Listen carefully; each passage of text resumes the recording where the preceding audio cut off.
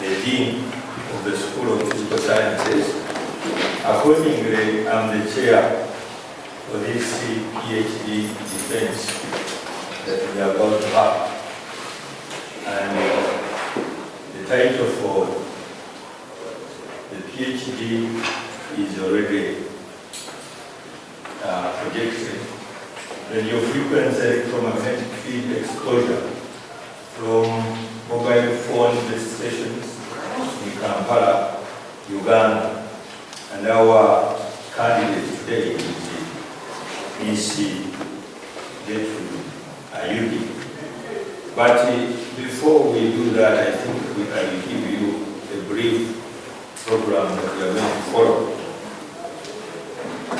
We shall have the word of prayer from one of the volunteers here. And after the prayer, then we shall move as follows. We shall have introductions, and I will introduce the candidates briefly. Then we shall introduce the supervisors and the members of the panel. And I will briefly introduce the discussant. And the candidate will be given 35 minutes to make her presentation. And after the presentation, I will introduce the discussant, and he will engage the candidate for 30 to 40 minutes. We shall get comments from members of the panel, and the public or the audience will also be allowed to ask a few questions. After that, I will request the public and the candidate to move out briefly, and the members of the panel will then discuss whatever will have taken place. That will be brief also. And we shall invite the student again, together with the public, to come and we give her the verdict. And after that, we shall close. So, maybe this time I know the volunteer I will get you. Okay, thank you. Thank you. Let's thank ourselves for our okay. Almighty Father, in the name of Jesus, we thank you for this defense by Gertrude. We thank you that you have gathered us. We thank you, King of Glory, that you have helped us to reach this time of the defense. King of Glory, we are asking that you take control, Father. Let your Holy Spirit dwell in this place, and let all the deliberations that are going to take place be in your hands, King of Glory. We trust and believe that at the end of it all, your name will be glorified. We bless you for this opportunity. In Jesus' mighty name I pray. Amen. Thank you very much for that prayer. Maybe if it is not offensive, what is the name? What's your name? I'm Uncle Dr. Krista. Thank you. So, colleagues, as I told you, I'm introducing the candidate who is Miss Gertrude AYUGI, who is going to defend her PhD today with that title. Miss AYUGI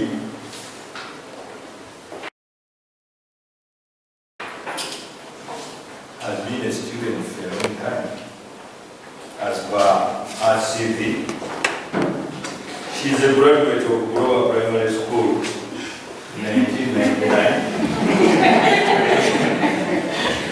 After which, she went to Grover High School and got her UCE in 2002. From there, she again did not move but remained in Grover High School to get her USCE in 2004. In 2009, she was able to get a Bachelor of science with education in physics and math. And later in 2012, she was awarded a Master of Science, again from Makerere University. So we want to welcome you, Gertrude, and at some point we shall request you to begin. But before that, I want to also introduce the other important colleagues who are here. And this is not to say those that you not introduce are not important, but we have those who are really here to do some big amount of work. And I will start with the supervisors. The supervisors are two, and we have Associate Professor Winston Toombs later. He is the first supervisor, main supervisor for the student. And then we have Dr. Axofred Soro, who is also here with us. As a requirement, we have the doctoral committee members, and one of them is again Associate Professor Toombs later. And then Dr. Axofred Soro. Then you have Dr. Wile Okuro as a member of the doctoral committee. And we have Associate Professor Florence Uganda. Then we have Dr. Julius Mutime, who is a member of the doctoral committee. And the members of the panel who are here, and those who are not here, we have Associate Professor Florence Uganda, Associate Professor Winston Toombs later, Dr. Axofred Soro, Dr. Tadeo Senyo, and you have Dr. Dennis Okero,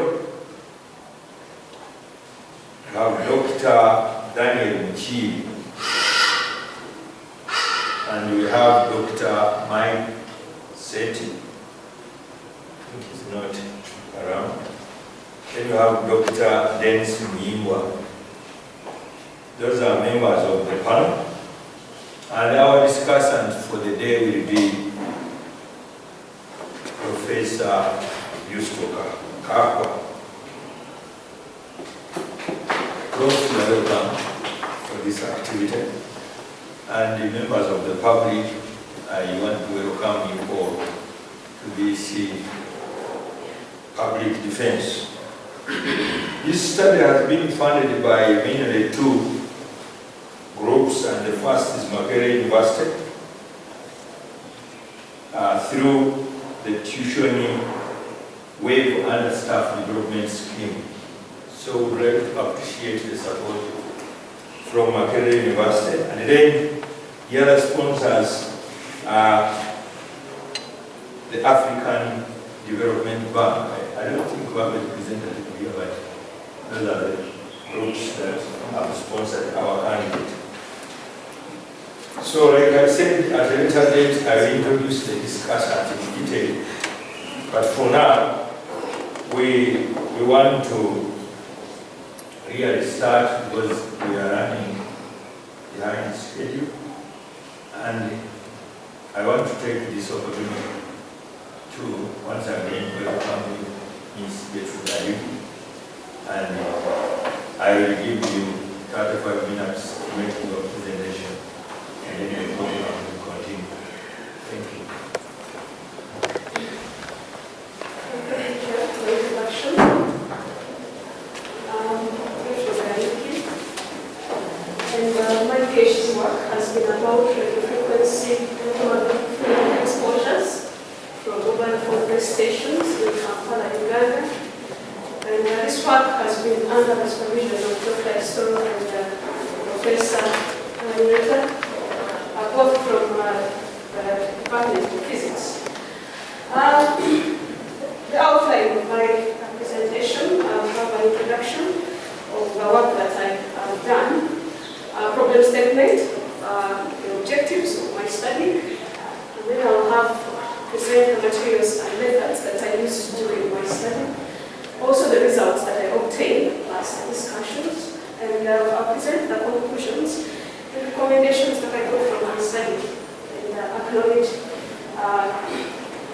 some few people who helped me during this study. A brief background about my study. When you go to radio frequency exposures in our environment, they are increasing daily because of the increase of the use of mobile phones. And this increase in mobile phone usage has led to, of course, more mobile phone base stations being put up in order to cover up this increase. And the location of these base stations, they mainly depend on the number of network providers. You have a good number of network providers, and you have, of course, the number of base stations being put up being more. And then, of course, the users, when you have a very big number of users, in order to bring up to have a good coverage, you need to put up more base stations. And definitely also the topography, how the region is. The service providers that we have on the market, they are trying to improve on the quality of services so that they compete favorably with others, and hence they have to install more base stations. Because if your network is not good, people don't go to use your mobile phone, your network, and hence you will not be in business. When you look at Kampala city and also its neighborhood, we've experienced also this rise. We see a number of base stations being put up, and we expect more. And this has raised public concern about the effects of these mobile phone base stations on our health. And although this technology of mobile communication is of great benefit to our society, however, we have some effects that have been researched that when you're exposed to quantities or doses which are above the set guidelines, you have sleep disorders, you have headaches, you have nervousness, fatigue, you have these radiations and cause cancer, memory loss, and other effects. Okay? So therefore, but the greater concern is among those people who live near these mobile phone base stations. Sometimes you find a mobile phone base station being put up in a residential area or near offices and also in public places. So that is where our concern is. We have different organizations who have come up to set up guidelines in order to protect the public and people who work with these base stations. We have the Institute of Electrical and Electronic Engineers. We have also the International Commission for Non-Ionizing Radiations. We have the National Radiation Protection Board and the Federal Communication Commissions. And they've come up with guidelines. But the one which is recommended by the World Health Organization is the one which is set up by the ICNIP. And these guidelines for the ICNIP, they consider only short-term exposure. They don't go in for long-term exposure. In other words, they take actually 6 minutes. Okay, their guidelines they set them up based on 6 minutes exposure. However, we have some countries who have gone ahead to actually adopt stricter limits, which are way below the one which is recommended by the World Health Organization. For instance, we have the Russia, Switzerland, Italy, China, and others. So, the problem statement of my study, when you look at the wireless communication system in our environment, it is the major source of radio frequency electromagnetic radiations, and they are mainly from mobile phone base stations, and the technical staff and the people who are living near these base stations, they're exposed to higher radiations in higher doses compared to those people who are far. And when you look at this currently in our environment, people are not so much aware of this exposure because it is not seen, you can't see it, it is invisible, that every day you take it in. Okay? So this is where the contribution of my work here is. I've tried to bring up some information about the exposures from mobile phone base stations in Kampala. The main objective of my study, I've investigated and modeled and documented the frequency electromagnetic field exposure levels from mobile phone base stations in Kampala. When you go to the specific objectives, I first of all looked at the telecommunications spectrum occupancy. I couldn't go on to look look at the exposure before knowing how our spectrum is utilized in Kampala. I've looked at the temporal variations of radio frequency electromagnetic field exposures, that is in some areas that I selected. I've also looked at the spatial variation of radio frequency electromagnetic field exposures from mobile phone base stations in Kampala. And also I've looked at the model of RF electromagnetic field exposure distribution from mobile phone base stations. The scope of my study, I did my study from Kampala because it is highly populated and a number of base stations in Kampala. In my study, I focused on 4 telecommunication technologies, that is the global systems for mobile communication that transmits at 900, global systems for mobile communication that transmits at a frequency of 1800, and then the universal mobile telecommunication system that transmits at frequency of 200, and lastly, the long-term evolution, which transmits at a frequency of 2600. There are a number of parameters we use when we are quantifying exposure. You can use the electric field intensity, you can use the magnetic field intensity, specific absorption rate, or the power density. In this case, I measured my exposure in terms of power density. I've looked at the temporal and spatial variations of exposure levels from mobile phone base station, and all the results that I got, I compared them to the guidelines that the Uganda Communication Commission is using, and it also adopted the ICNIC guidelines. In my study, I did not consider the environmental conditions, multipath signals, reflection, scattering, absorption, and call traffic, and also the distance from the mobile phones. But during this study, I got a lot of help from the Uganda Communication Commission.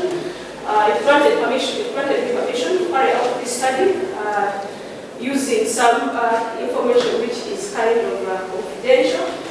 And when I go to the methods and materials I used, one, I had a spectrum analyzer when we were dealing with the radio frequency exposures. We want to measure these radiations. We need a spectrum analyzer, and I used an RNA spectrum analyzer. The model is HF65. This one can analyze signals from 10 megahertz to 6 gigahertz. I used a GPS logger. This one picks up, of course, the location of the measurement, the location of the measurement place. I used a hyperlog antenna, model 70600. This one picks up signals in only one direction, and it picks up signals from 700 megahertz to 6 gigahertz.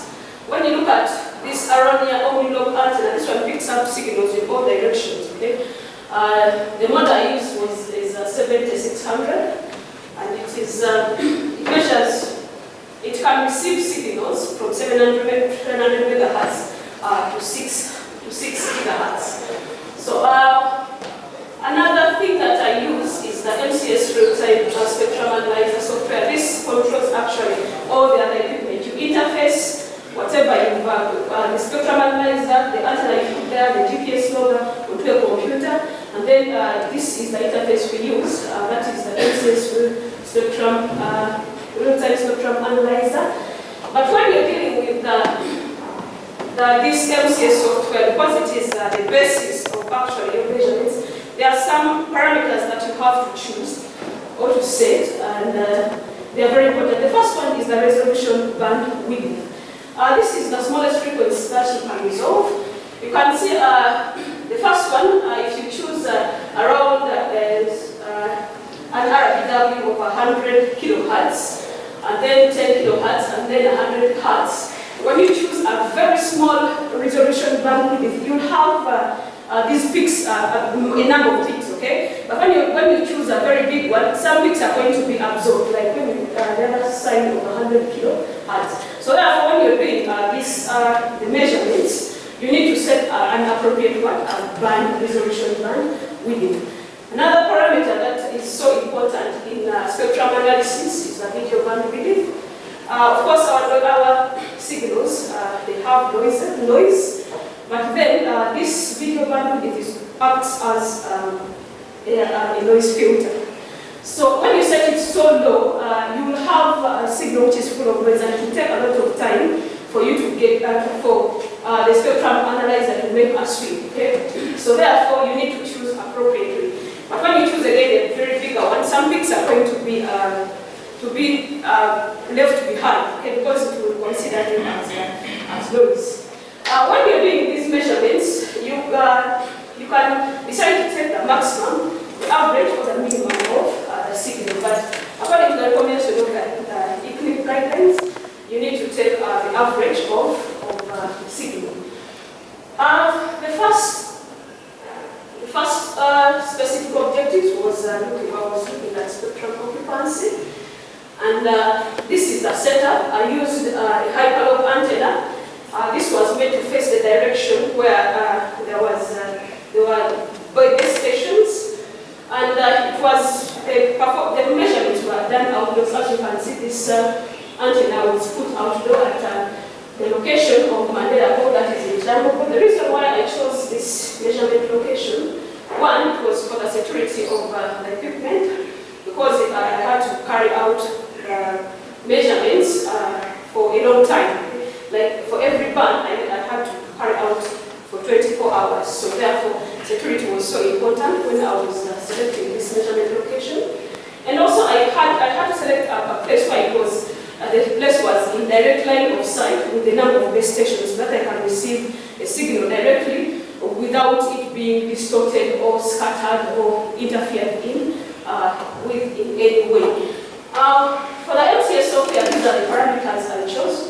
The appropriate resolution bandwidth and video bandwidth were 30 kilohertz and both of them were 30 kilohertz. And the telecommunication frequency bands that I considered was, of course, the GSM that transmits at 900 and then 1800. And then the universal mobile telecommunication system, that is at 2100. And then the long-term evolution, that is at 2600. The units of measurements, I used millisecond. And when we are quantifying spectrum occupancy of a given band, we use a parameter that is called the duty cycle, which is a percentage of the signal occupation over the total observation time. Second objective was to look at the temporal variation, that is the variation of the signal with the time. I performed these measurements indoor, and I looked at them. I chose this measurement size. There are some groups of people who are considered to be vulnerable to electromagnetic radiations. One, we have the people who are sick, the people who are young, and also the general public. So I looked at, I chose Cherando as a residential area, and then the primary school, I chose the primary school, that is the primary school I chose. I also chose a secondary school, that is, I went to Chitante, and then also a kindergarten, which is for the young kids, and Mengo Hospital to look at how these people who are sick, the doses that they take. And then for the commercial place, I took Keda Plaza. When you go to the spectrum, of course, the MCS software, these are the things that these are the parameters that I considered when I was setting up my MCS software. For the spatial variation is a variation of the signal with space. So the equipment that I used a power supply because I had to perform a test drive along selected routes, accessible routes in Kampala. I used, of course, the spectrum analyzer that was to analyze the signal, the Aronia envelope antenna to pick signals from all directions, and then, of course, a laptop, and the MCS software, and definitely a car. What I did was to perform a drive along the roads, some roads of Kampala, and at a roughly speed of 10 meters per second. I made sure that when I was performing this drive, it was during high traffic when there are a lot of cars that I don't inconvenience other people who are driving. Then the data that I picked during this test drive, I picked a power density at a given frequency, at a given time, and then of course the speed of the car could be located, could be obtained, and also the GPS location of all those measurements. After getting all that data, I went in to look at, I used that data to fit it in some distribution functions that I suggested in radio frequency environments. And these distributions, geometric distribution functions that I use in radio frequency environments, we have the log normal, we have the Rayleigh, the Rayleigh, Nakagame, and the Weibull distribution. After getting the other data, I got the maximum and compared it to the infinite guidelines, which are presented in this table. That is for the general public and the occupational people who work in those base stations. When we go to the results, the first one for telecommunication spectrum occupancy, I first of all analyzed the whole band. That is from 700 megahertz to 3,000 megahertz. You can see around 900, we have the GSM 900, there is some activity going on there. And then when we come to GSM 1800, we have some activity also going there. And around the frequency of 2100, we have also some activity. The one at 2400 is the Wi-Fi, and then the one at around 2600 is the long-term evolution. So after doing that, I measured spectrum occupancy in 2015 and 2016, and then compared the two. So the first one, when you look at 2015 spectrum occupancy of GSM 900, you have what we call the uplink and the downlink. When someone talks of the uplink, this is the power that is activated when you make a call. When you make a call, that is when it is activated. But then the downlink, it is the one from the base station or from the antenna that is used for coverage. Okay? So you can see that for the downlink, it is kind of more occupied than the uplink, because the downlink is always active, so that your cell phone has coverage. You can see that for GSM 900, the duty cycle of the occupancy in the downlink was 52.4%. That is what I obtained. And this is, although it is kind of high, but that means the spectrum in GSM 900 is not fully occupied. That was for 2015, and when you go for 2016, it wasn't really so much of a difference, because in this one I obtained the occupancy as 53.5%.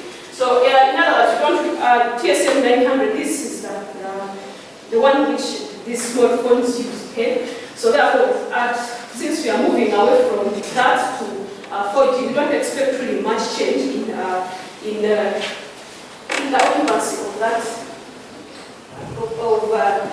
band. So for GSM 1800, that is the 2G.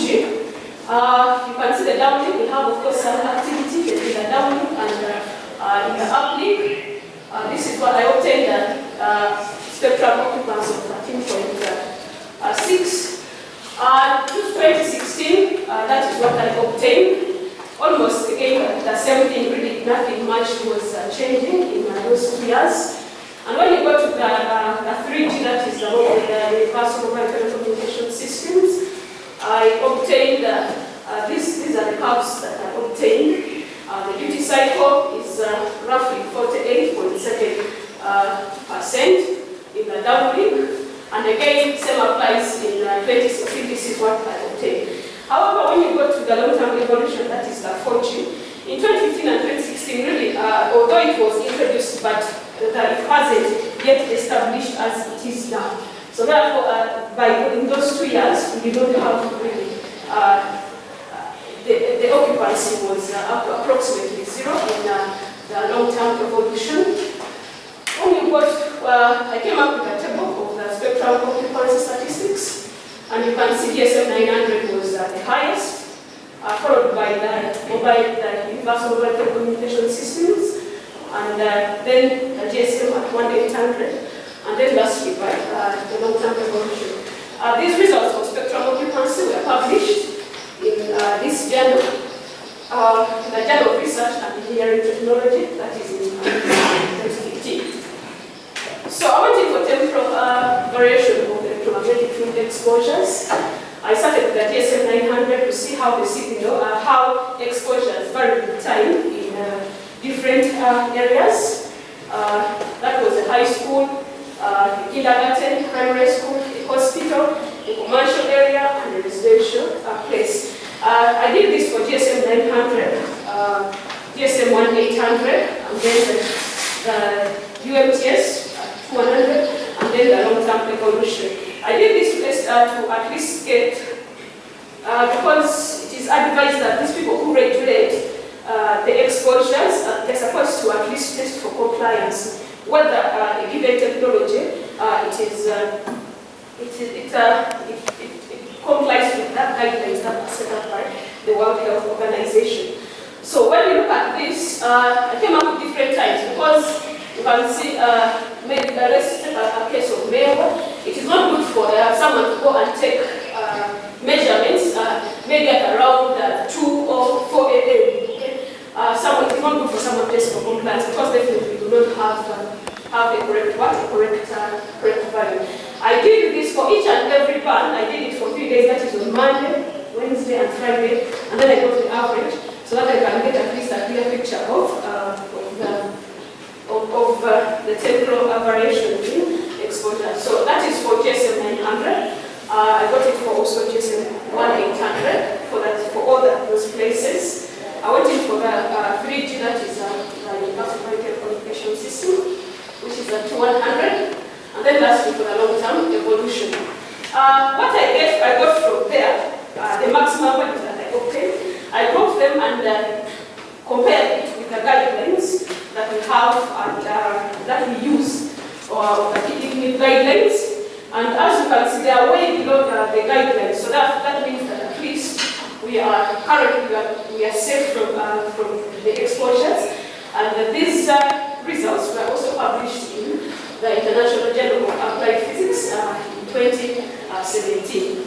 When you look at the spatial variations of RF electromagnetic exposures, that is when I performed a drive.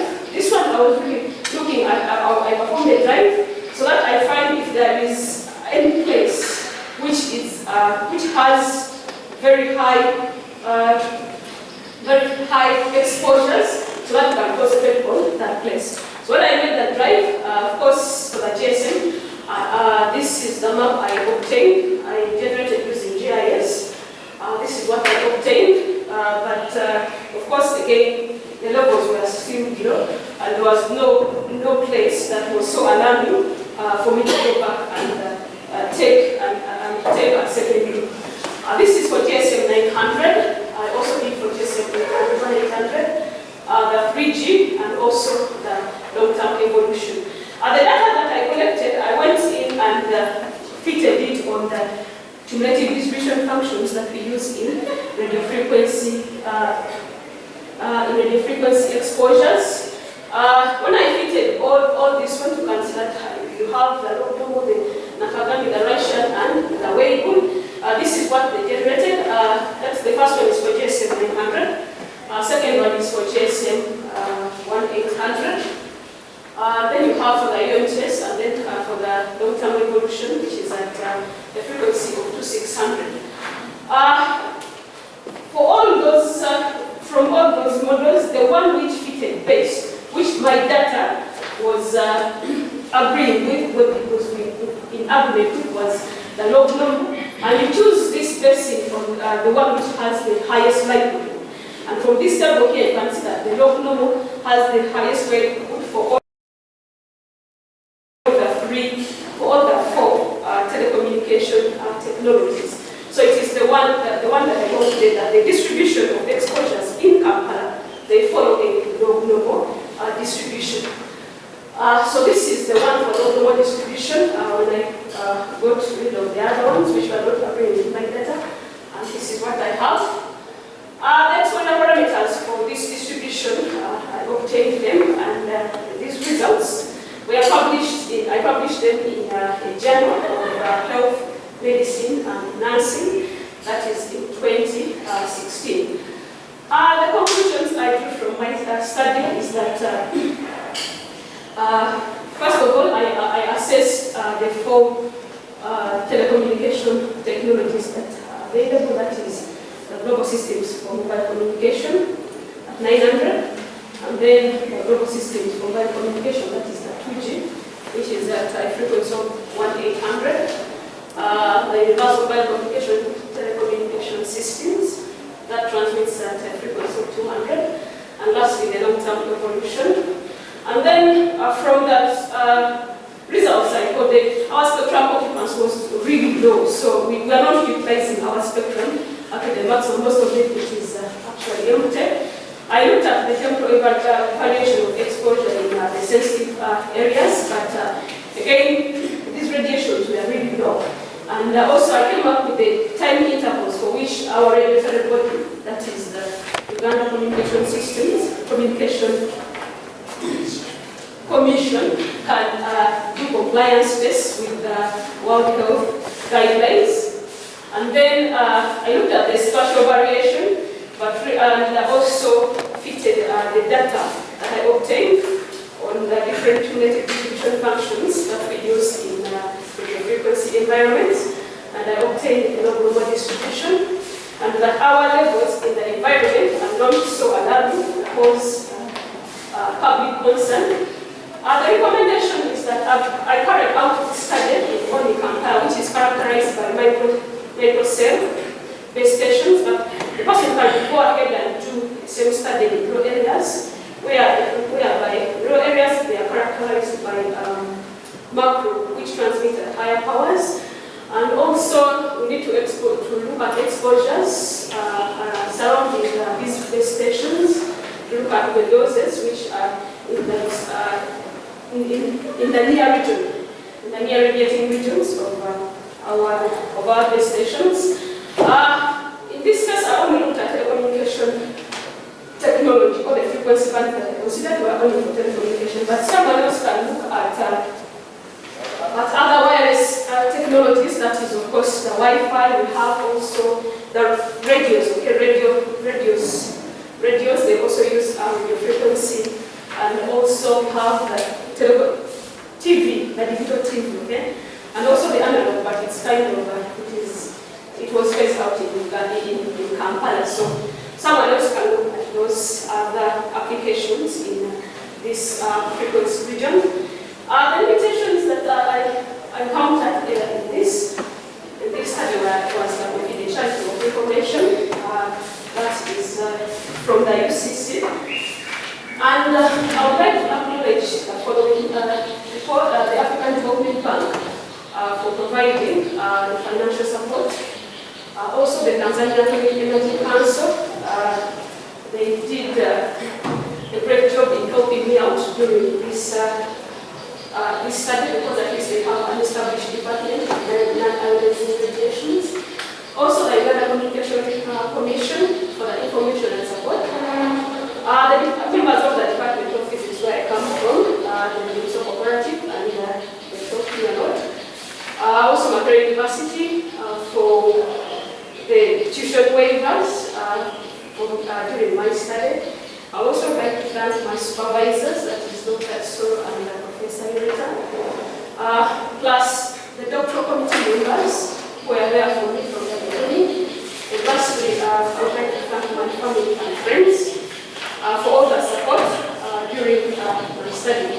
I would like to thank you all for this.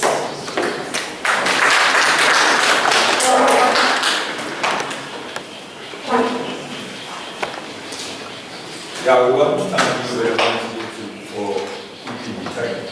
You have used exactly 30 minutes, and that gives us some 12 minutes to do our work.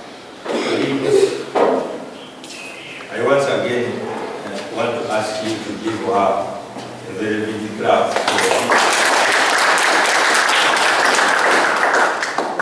It is very clear the body went up. And at this time, before that,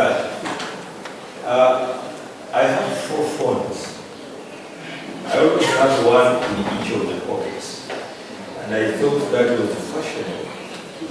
But because of your presentation, maybe you may have to consider visiting the dean's office and guide me somehow.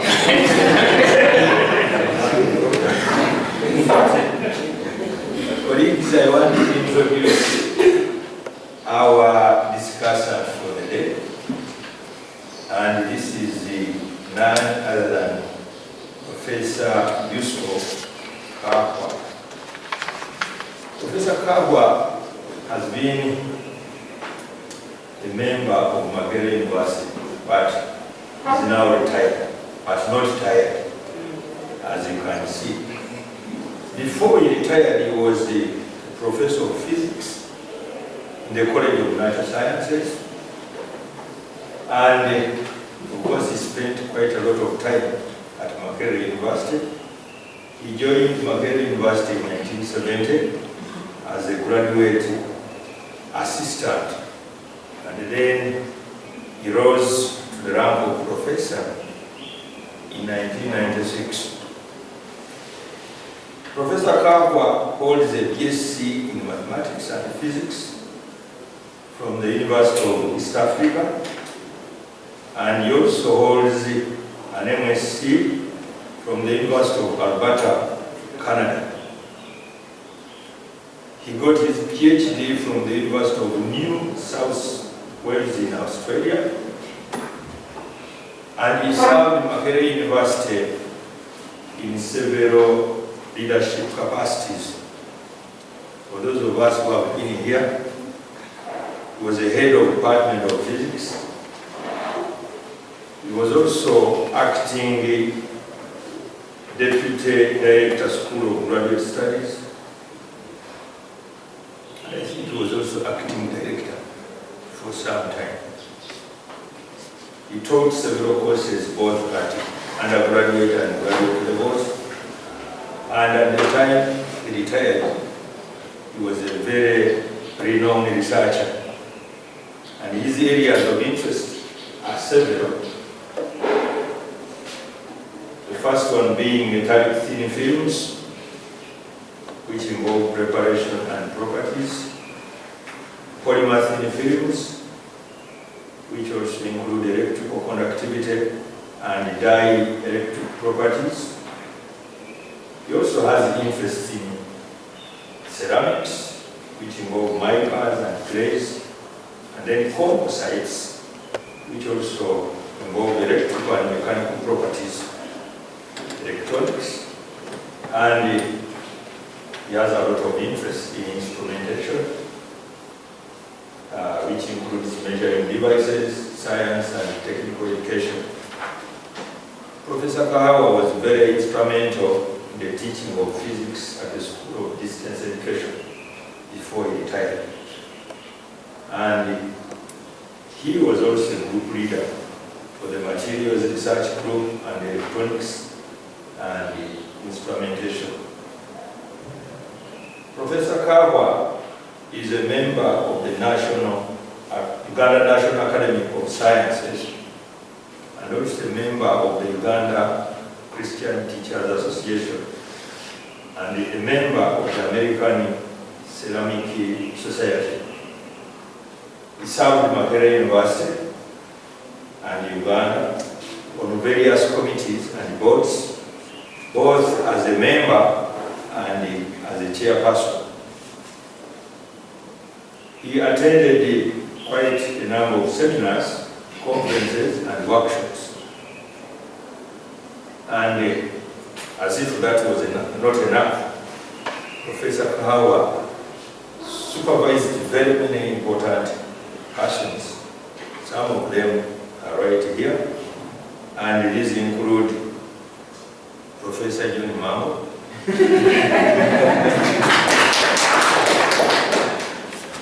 then you have Professor Florence Dujam,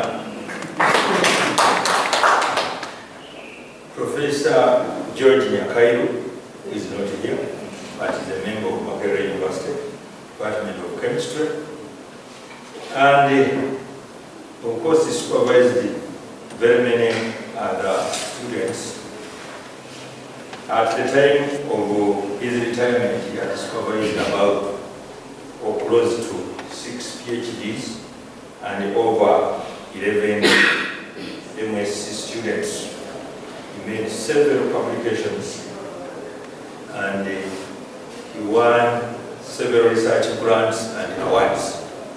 So colleagues, I want you to join me in welcoming our discussant of the day.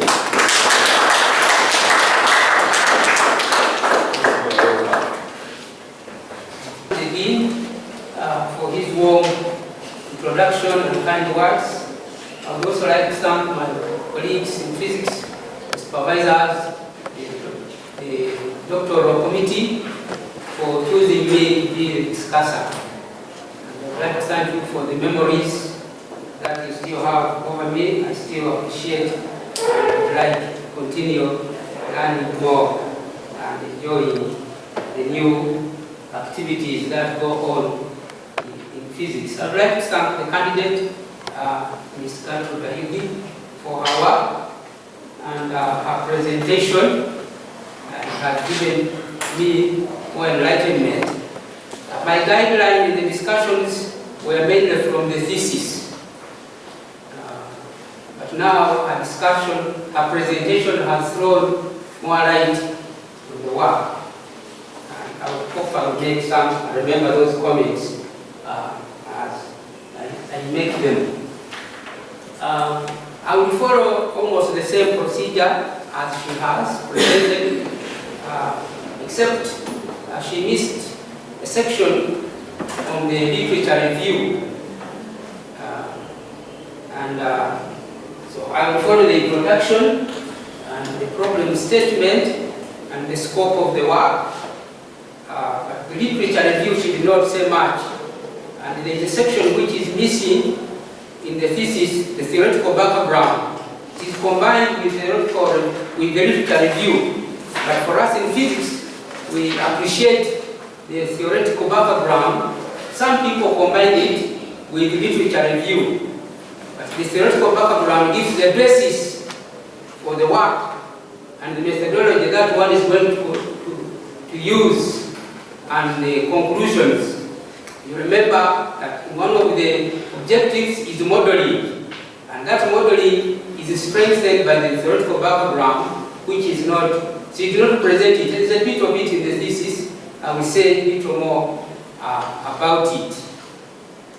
And then that was theoretical basis gives you the conclusion that you made so that you can compare with what you had in the theoretical background. And she did mention in the conclusions some of the things, but I will say a little more as we proceed. So I will spend a little bit of time on the introduction and some of the literature review, which she missed out in her presentations, but part of it is in the thesis. And I hope I will maneuver this easily. The first comment is in the introduction is the exposure and bombardment from our environment. She did mention this exposure, but main emphasis was on the radio frequency electromagnetic radiation. That assumes that her audience are conversant with that radiation, especially physicists in particular. But the general science community may not be as conversant with that exposure. So I'd like to suggest that it would have been nice to include a general comment in this exposure and bombardment from environment. We are bombarded with all sorts of radiations, including the radio frequency electromagnetic radiation, but there are radiations from the electromagnetic spectrum, as I'll discuss a little later, including light, as you are familiar. There are bombardment and exposure to dust particles, as you are all familiar, and the airborne viruses and bacteria. We are exposed and we are bombarded. Examples of cough and flu, perfumes, body scents from your neighbors. If you detect at your neighbor, you might discover what perfume he or she wears. And sometimes these can be irritating, these exposures we are bombarded with, especially body scents and the like. The body has got detectors, which she did not mention in her discussion. These detectors are quite varied, including those inputs for our body sensors, like the eyes, the ears, the body sensations. I think it is nice to mention these, although we are used to them. For example, blinking. Blinking, everybody blinks to regulate the intensity of the amount of light you are getting in. If you don't blink, probably the retina may be spoiled unless you are sick. But it is now a normal thing. But that's part of regulation of these of the regulations, and there are many others which one would have mentioned. Now these radiations have possible effects. They have possible effects such as infections. You contract cough and flu from radiation. Well, you may say whatever name, but it is actually bombardment from these bacteria. And some people have allergies, the result of radiation. Some pollens from flowers and wind, you get allergies. So some of these fears which you mentioned later are real because we get our environment, these radiations. So the radio frequency electromagnetic radiation is just a part. It's in fact a small bit. Probably that will be a good basis in the conclusion, not to fear, because we have more serious issues that we can fear. The second point I want to mention in this introduction is electromagnetic fields, E and E and H. And these fields, for us in physics we are familiar, but actually a field is real. It is like having, it is a region of influence, a region of activity. It is like having a football field. It is a football field where football activity goes on. Some people think physics is abstract. So when we talk of a field, it is a real activity area. For example, we are familiar with gravitational field. Gravitational field, we are all under the influence, and in the field, there are lines of force where the activity can follow. So when you talk of electromagnetic fields, they are real fields, they are lines of force. For a gravitational field, we know the direction of the line of force. If I drop my pen, it will go down towards the center. That is the line of force. So sometimes we imagine these electromagnetic fields are abstract. So there are these two which we choose to use. The electric field E, she did not dwell much on this, but we normally measure in terms of volts per meter, and it is the result of the presence of other things like charge, electric current. So we get that as a result. And then the other one, let me see if my slide, it is a bit funny. Those equations are not clear. But the other one, sorry about, but hello, I don't have to go about this. But the other one is the magnetic field, B. Sometimes we use B as the electromagnetic induction. Again, the names are a bit complicated, but they are Teslas, some of you are familiar with them. But we choose H, the intensity, the magnetic field intensity H. And the reason for choosing E and H because when you do a cross product of E and H, you get the energy flow, you get the energy flux density, which has been talking about. So the choice of E and H is of course of when you multiply them, you get the energy flux density. That means the amount of energy that is flowing You see? And that energy will flow towards an individual, a target, and how much you receive of that energy can therefore affect you. Just as, for example, you go outside and receive the energy from the sun. And when you receive too much of it, your body begins to heat up. So you remove your jacket, you remove your shirt, you begin to sweat. So something must be done. So that's why E and H are chosen as a cross product, which is not mentioned. They should have mentioned it. But then the other reason is the ratio. The ratio between E and H in vacuum. In free space, that ratio is a constant. It is a constant and it shows the impedance. It is 377 ohms. It is the resistance. So it is very interesting for us to know that ratio is important and it is a constant in free space. It is a result of two parameters, that mu naught and epsilon naught. Mu naught is the permeability and the other is the permittivity. These are parameters, and the sister who prayed, they are design parameters for the creator. They are constants of nature, and we have many of them in physics. These design parameters. There's nothing you can do about it. It is your design. You cannot change your height, although you may try. But they are parameters. And so mu and E are parameters, and the ratio between them, the square root. The square root of the product, the square root of the reciprocal of the product is C. That you can see, it is the velocity of light. Normally it used to be believed it is still stands. It is the highest velocity you can ever have in nature. And but it is important to mention these parameters and to see that these permeability and permittivity, they indicate that how easy will the lines of force. You can even take your phone in case. Yes. Yeah. So this, you see, there is resistance in every, for us in physics, in every movement. So these lines of force, how easy will they cross a given medium? I told you they are lines of force. They are real lines. So how easy will they cross?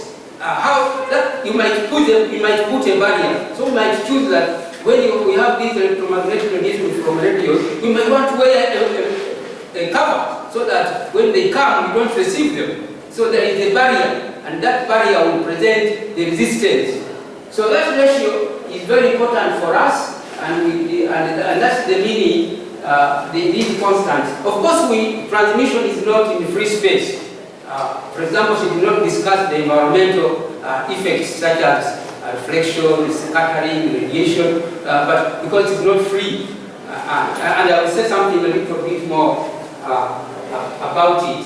So I thought I would make that comment. Then now we can go to the problem statement. When I read in the thesis, there is a long paragraph on the problem statement. But most of the statements in that should be in the literature review. You see, you don't have to say what other people have done, what has done on the problem statement. I think you want to state the problem clear and short. And to me, she did present it here. But here the problem is simple. Little is known about radiofrequency spectrum utilization and exposure situation in Kampala. As simple as that. Of course, now for future work, she can indicate other areas. Normally, you want to make your problem statement clear. What is the issue? You see, what is the issue at stake? What is the issue in question? But again, this comes with what one wants to do. Then the next is the objectives. Those were very clear, they were measurable. As she presented, there were 4 of them. But I would like to say something on the significance and she didn't mention it. There is what we may call psychological worry and speculation. You see that there are health risks from radio frequency, electromagnetic radiation, and the use of mobile phones. Like the beginner was saying, you have two phones or 4 phones, and they ring at the same time. What happens? What is the effect? So there is that risk from phones use and base stations. And I think our work is therefore very good to allay these fears. So the results will show that there is no cause for alarm. There are more worries around us than the RF electromagnetic radiation. That will be very good in her conclusions to remind the public and even to go on mass communication that her findings should not cause much fear. But that we shall discuss when we see, Linda has already discussed in her presentation for the results. But one of the comments I would like her to make is this frequency band location. She has given us in her work involved before, and these frequency bands are located to mobile telecommunication providers, and I believe those numbers imply frequencies. It does not indicate the units. It is important, are they kilohertz or megahertz or gigahertz? That should be clear in the presentation. The frequency, but I think she means megahertz for the radio spectrum. But we cannot take it for granted. As she has told us the meaning of those symbols, the GSM, the global systems for mobile communication, which has got those two frequencies, the 900 and the 1800 megahertz, and then the universal and the long term. But my comment and question is, apart from these frequency bands, are there other differences? You see, for example, the energy intensity, well, we can see from the results and the occupancy, the percentages, how much each of them is used. But why these? You see, why these? Are there others? What are there others which other countries use? What criteria? Well, it's by the Uganda Telecommunications UCC, Uganda Commission for Communication. Yes. Was it? Who chose? Who chose? So I thought it would be very nice to see. And we are not told the transmitter and receiver specifications. Probably they are embedded, but I think they should have the transmitter receiver specifications just like any other device. So this it is part in the objectives and that's why I mentioned them. And then let me go. How can we spend enough time quickly? A bit more on this literature review. Literature review. I want to spend a little more, probably 8 minutes or so, and say something which just to make the audience a bit aware. One is the electromagnetic spectrum. This was mentioned in the thesis, very briefly, page 8 and 9. It was briefly discussed. I would like to say a little bit more as a way of understanding. The first one is the waves. For us in physics we are familiar, but for others who may not be in physics, a wave is a disturbance which is propagating.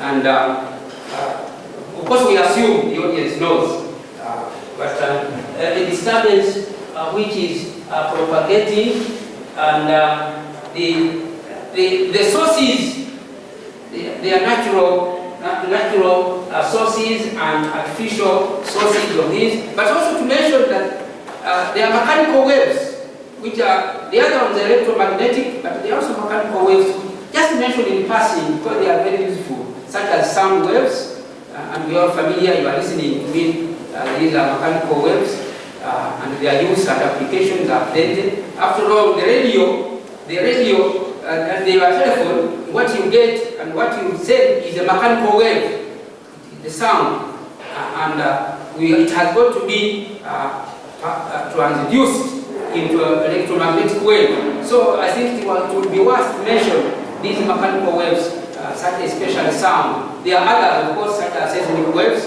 causing earthquakes, and there are advantages and disadvantages. So these could have been mentioned in the introduction in passing.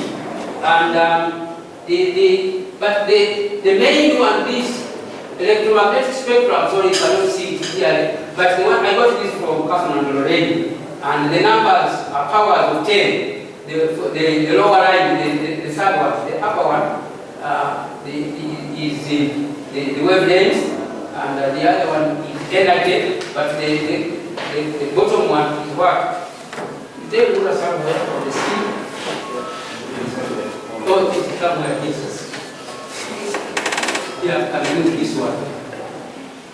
Now my interest is in this one. She did not show us this because she assumed that we are all familiar. Yeah, maybe we are all familiar, but it's nice to repeat it because it is nice to see the kind of frequencies we are talking about, and to mention a few in passing. The visible spectrum, you see, is very narrow, which helps you and I to see. It is quite narrow, so it is nice for comparative purposes. And then the lower frequencies, and they are labeled here. There is very low, but even very low is between 10 to the power 4 and 10 to the power 5. You can see the low frequencies, and then medium, and then high, and then very high, ultra high. That's SC and extreme. You see they are indicated, and then they are also indicated the TV range and the radar range, the radio on the other side. So it would have been to show this, to see what frequencies we are talking about. And those, they carry also lower energy. Then the other side, you have this visible, just in passing, you can see the infrared, and the application there is the radar system, and some of you have got the laser beam. You see they use those infrared, and then on the other side, the ultraviolet. This is special because of the environmental and hazards. When you get exposed to ultraviolet, the skin burns and possible cause of cancer. And then this side, the X-rays, and of course, Dr. is familiar with these in medical applications. The X-rays, nice to mention it, and the gamma rays in the medical nuclear medicine, and the like. This gives us a picture of where we are operating. She mentioned it in the thesis, but not much is talked about. And if one picks her thesis to read with interest, because of the nature of this radiation, it would be nice to see these.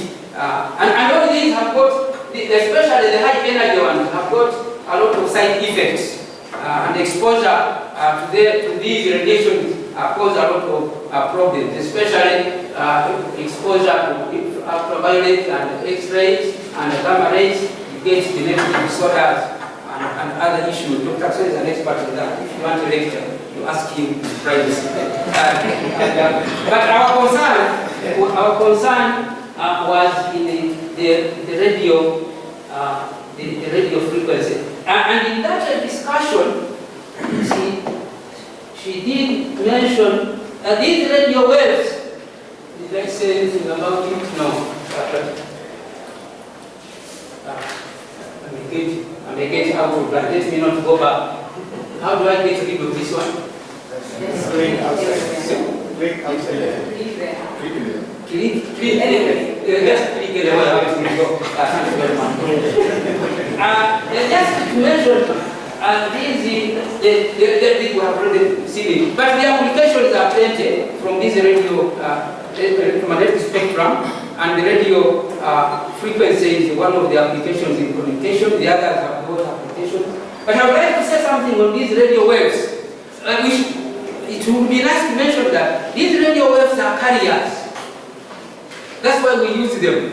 They are carriers. They, just as you want to go to Kisoro, you could walk. That's the normal thing. It's a natural thing to walk. But you will take days. So you get a bus, which is a carrier. It will take you, and of course it has its own inconveniences. Because ideally it is you want to go, but you must take the bus, the whole bus must go. And that's it. So the radio waves, they carry signals. So, and the signals is, for us, the main signals is sound. The sound. That's why the mention mechanical waves should be mentioned, because the radio waves are carriers. So you hook the signal on the wave. While on the wave, these radio waves have a stronger energy. They travel. They can travel long distances. My mechanical sound energy will die out just outside that compound. The losses, which we didn't discuss, the losses of absorption in the medium, scattering, reflection. You see, these are they should be mentioned because they are important. So the sound signal is hooked on the radio wave. Therefore, you need something to attach it. And what we use to attach is called a transducer. A transducer is to persuade your signal to sit on the wave. And that persuasion is seduce. The same word as seduce.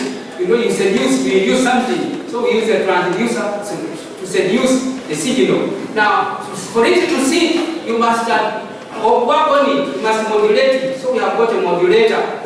Modulate so that the signal can travel together. So we have got modulation. When it arrives where you want it to go, you must now bring it back. So you must also have a transducer to change. So you have got input transducers and output transducers. Of course, we are familiar with microphones and loudspeakers, which you have in your phones. So you must, and then on the other end, when it has arrived, you must bring it back. You've got to modulate, demodulate. So you must demodulate. Now these are nice to mention because you are using radio frequency waves to carry a signal, and that signal. Now in this modulation and modulation, there are other issues.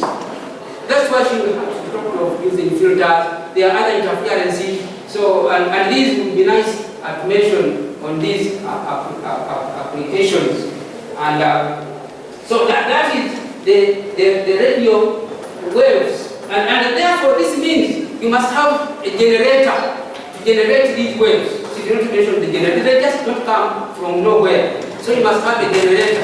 And then you must have a receiver. You must go a bit faster, Mr. Chairman. So in your telephone, which you have got both, you have got a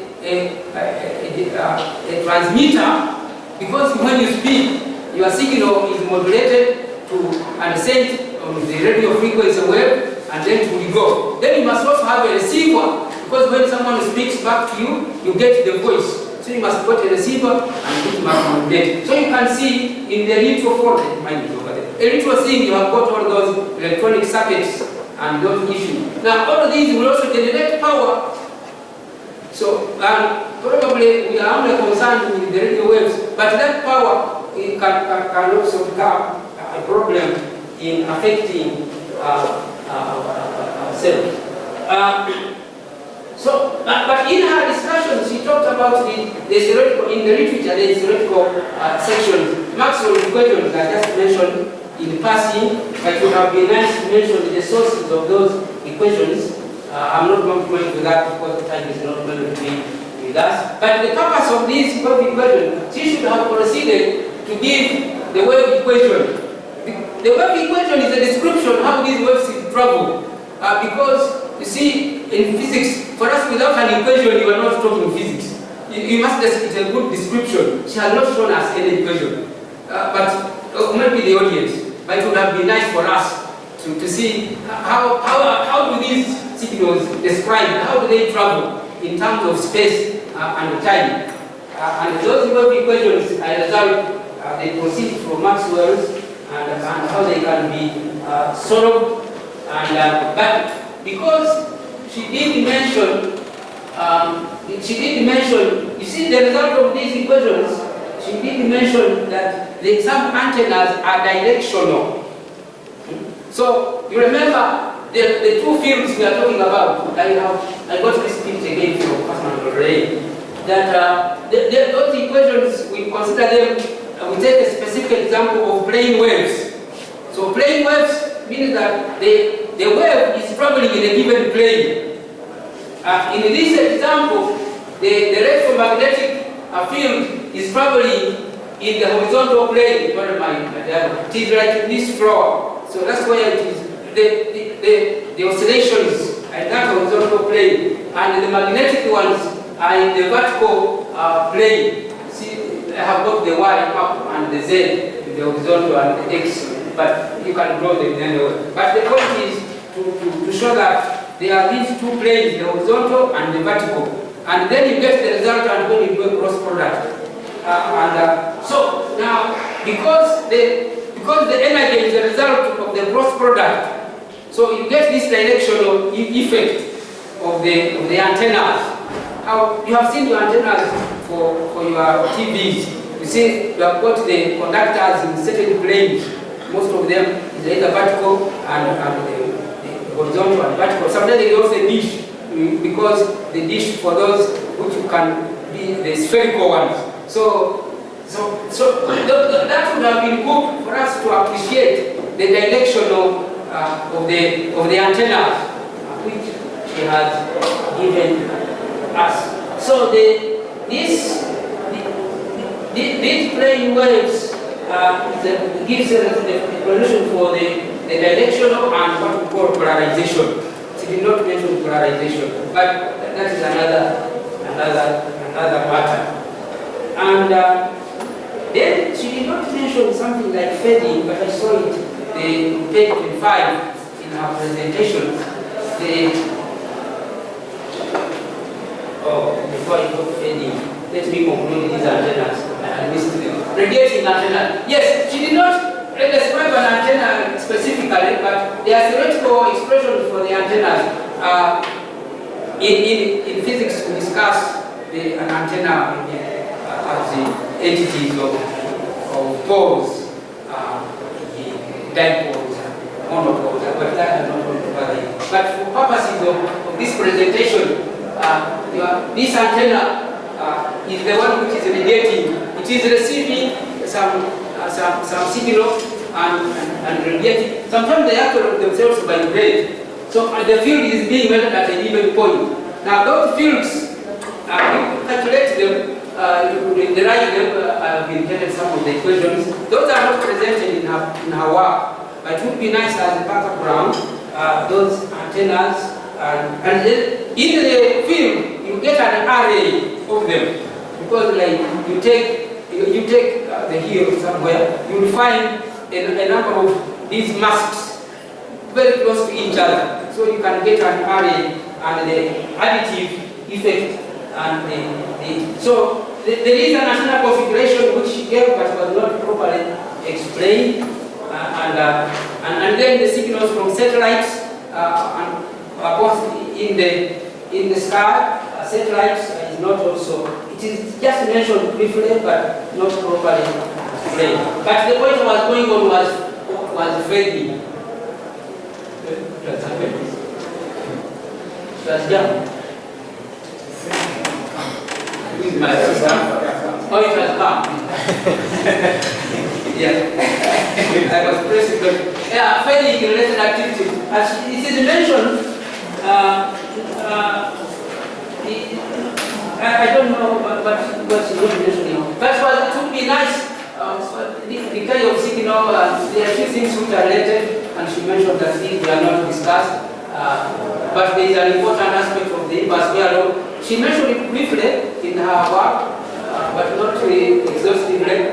Reflection, scattering, absorption, barriers. But you see, these are important to mention because when you want to meet somebody, you see no network. So why is there no network? So that's one of the reasons, these barriers. If you are in a basement with the concrete, sometimes you may not get any network. After it happens to someone in my office sometimes, you have to go out. So you look for network. I think it's worth mentioning because it's daily experience. Maybe that would be a next research, include these barriers. I have already talked about these let's skip that one. These are the traffic potentials because they are more involved in terms of the background. But you see, it would have been nice to exhaust this because she has mentioned some equations which she has quoted. Sorry, you cannot see it here. But there is one which has got this energy density S, the cross product of E and H. It is normally referred to as S, sometimes it's called Poynting's vector. So that one, she has quoted some of these, but as if they are from nowhere. You need to give the source and the reason and why they are quoted. So in this case, power transmitted, the gain of the transmitter, and then some other constants. You see, for example, find a constant like 4 pi squared. These they must be explained. Just briefly for your information. That 4 pi is the result of what we call the solid angle. You know, in transmission, we are familiar with angles which are in the plane. But you see, when you are transmitting from a point, it is in all directions. So you get a call, it's going out. You have seen people speaking through. If I was to push my mouse here, you will get the amplification here. So that call is referred to as a solid angle. So that 4 pi is included to indicate the method of propagation. But when you are a casual reader with this, you may not know where these constants come from. Again, pi is a constant of God's creation. You know, it's amazing. You draw a circle and you divide the circle, the perimeter by the diameter is always pi. Whether the circle is big or small, any circle, the circumference divided by the diameter, you get pi. Don't ask me why. But that's how the Egyptians did these pyramids and the Greeks did mathematics. They learned these constants. But here, for purposes of this, it would be nice to have these equations properly explained. So similarly, there are other things which there are other equations in the thesis which are not acknowledged, especially from page 47 to 50. Let me quickly go to the methods. And she presented the methods exhaustively, but I have a few comments to add on. The first one is the area of study, Kampala, and I suggest that to strengthen the point of being an urban setting with high density of radio frequency transmitters and receivers.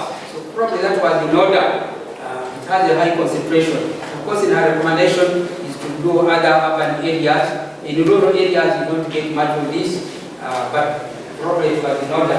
You have a high population, and people who will be most affected was quite in order, and it is that area is well described with maps. But one thing which is of interest when she taught the renovation, take the example of Mandela Hall in Jambo. She gives these figures in the thesis, but we don't know whether it is north or south. You see, you cannot assume this. It's like on longitude, the same thing. You don't know where it is east or west.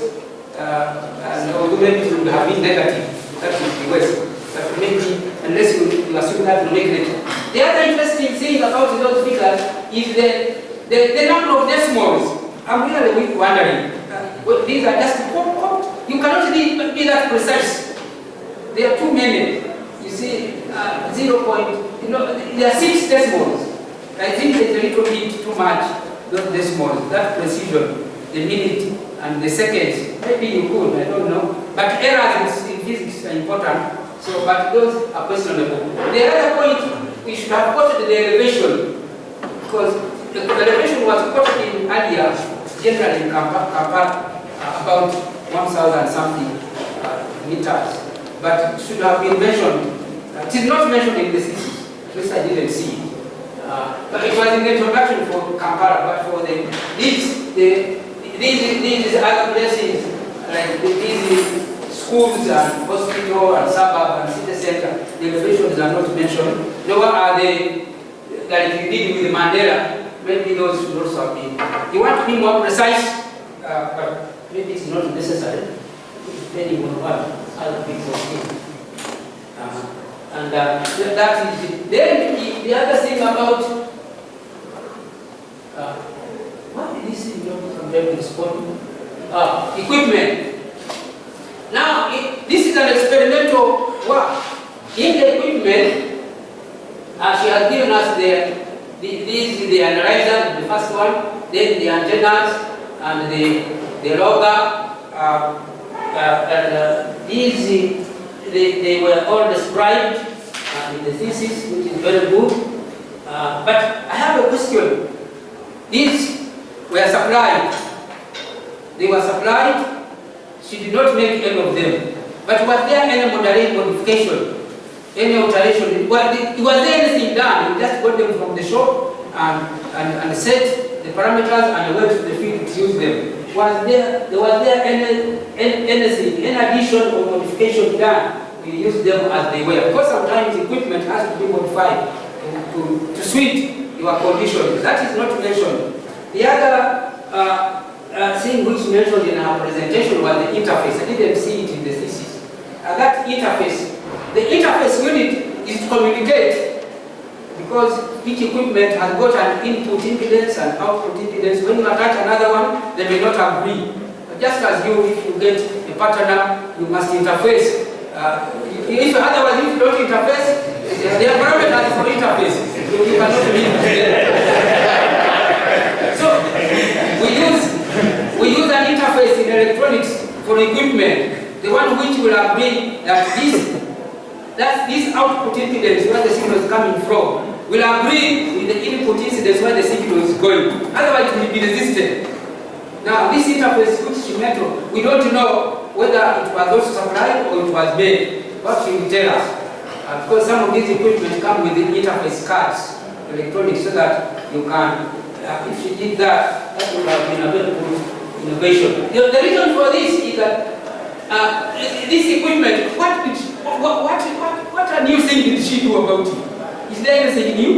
Or a mathematician like Professor Mamos could have also used the equipment and gone in the field and collected the data. So what was new about it? That one should come out, give reasons if nothing else was done. Then the other aspect, there is a way, the software. There is the software. These are mentioned, there are three of them.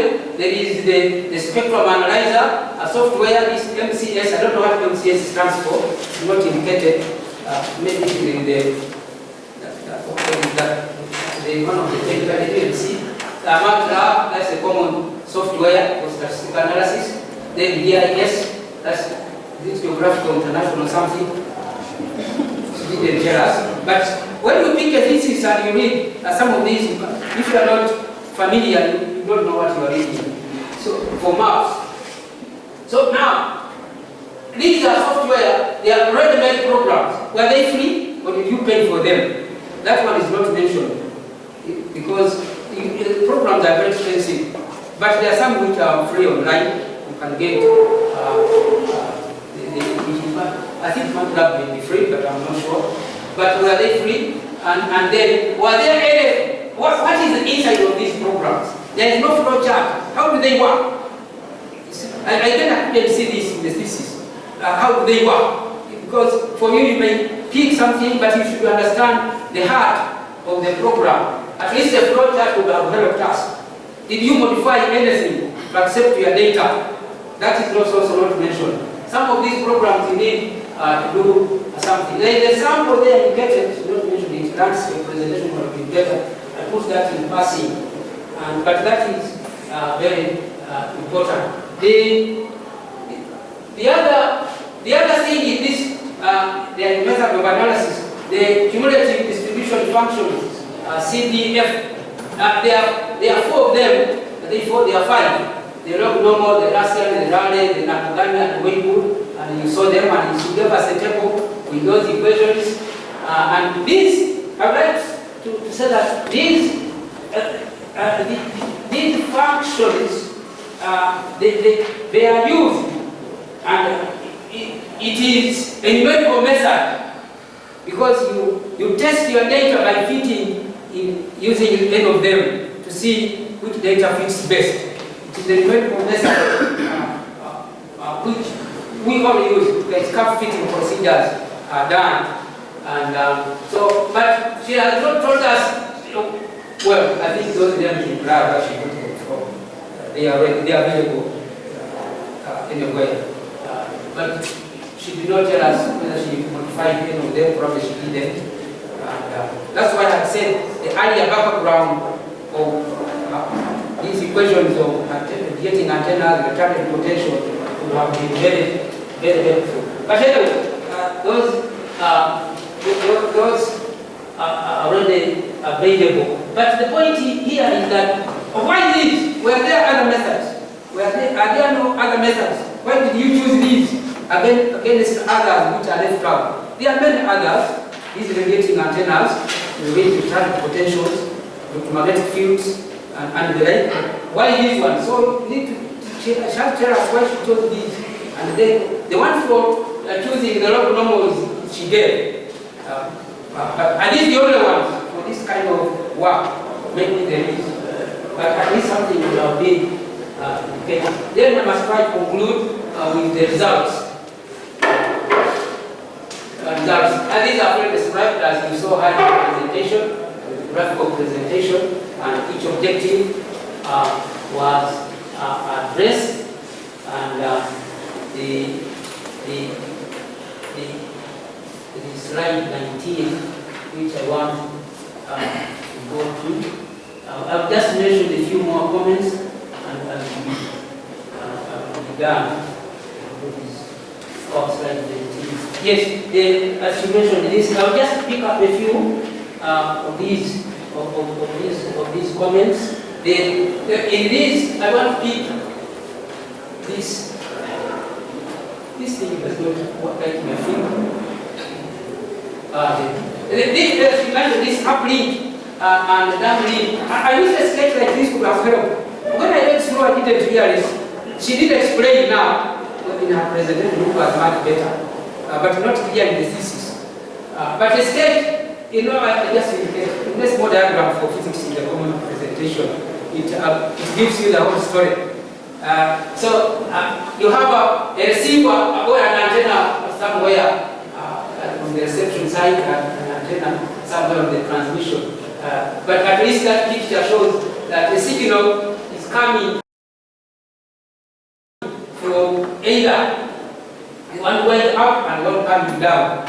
I hope that's what she means, because I mean, people putting ideas in her mind. But she will tell us. Yeah, but I thought that's what it means. That you get, this is a two-way communication. It's like a two-way street.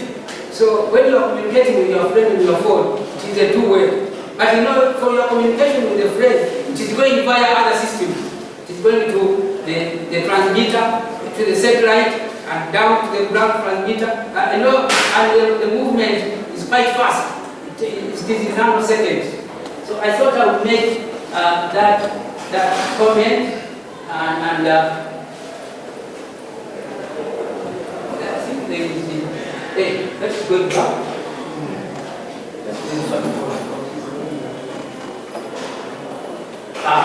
Yeah, I'll just take an example of those results. This is again the name but the table. Where that table is. Yeah, I think it is table 4.2. I think that's 4.2 on those temporal variations. And she showed us that table. But what I want to note, the presentation she did put in this figure, but in the thesis they are not there. That's why I put them in red. Now these exposure, the units in energy microwatts per meter square.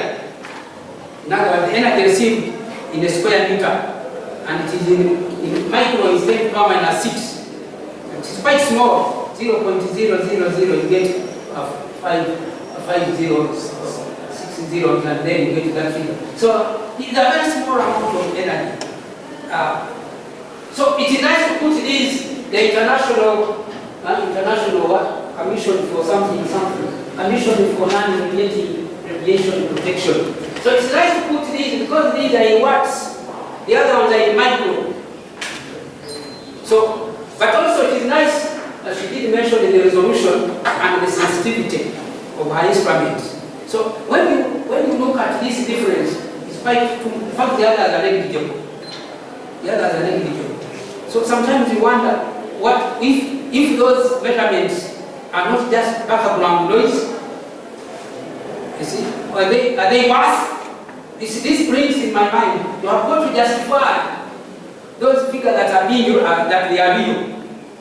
Because when the commission puts these limits, there are two, one for the public, you see the public, she did quote this one, but you must also indicate for the workers, those who are always involved, because they are much higher, because they are not there exposed for a long time.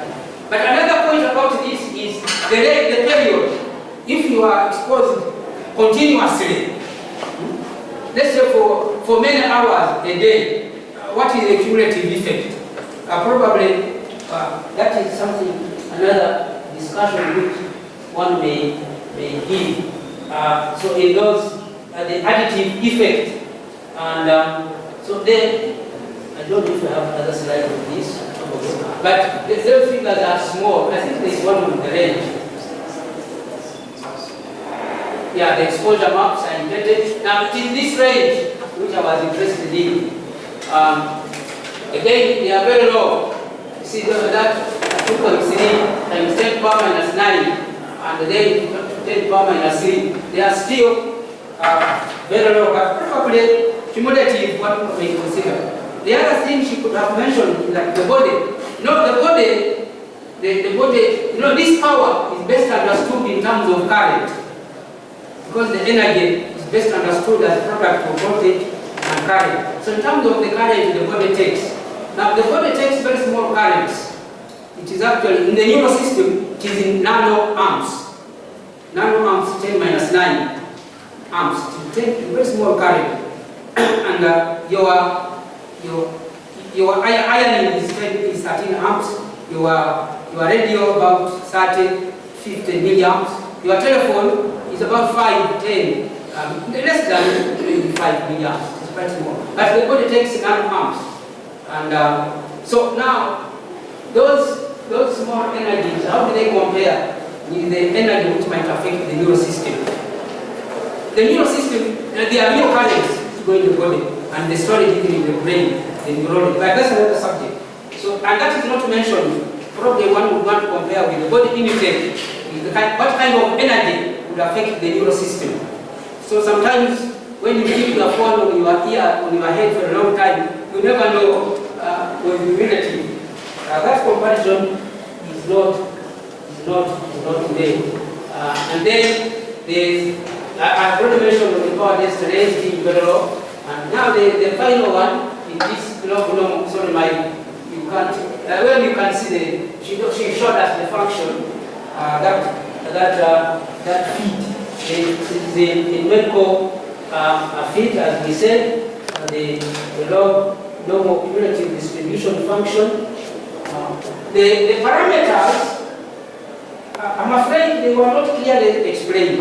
I think one needs to tell us, in this, the parameters, there is x stroke mu, and then sigma. I think there is sigma. And then the function. It would be nice not just to quote that function, but to explain what exactly the products mean and those parameters. I don't know what x, there is t, in the writing, in the thesis, there is a mistake.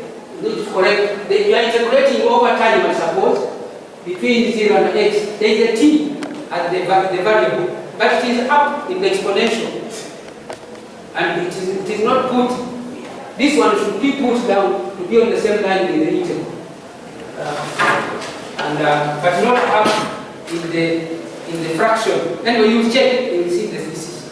there's something which is not correct. The record is not correct.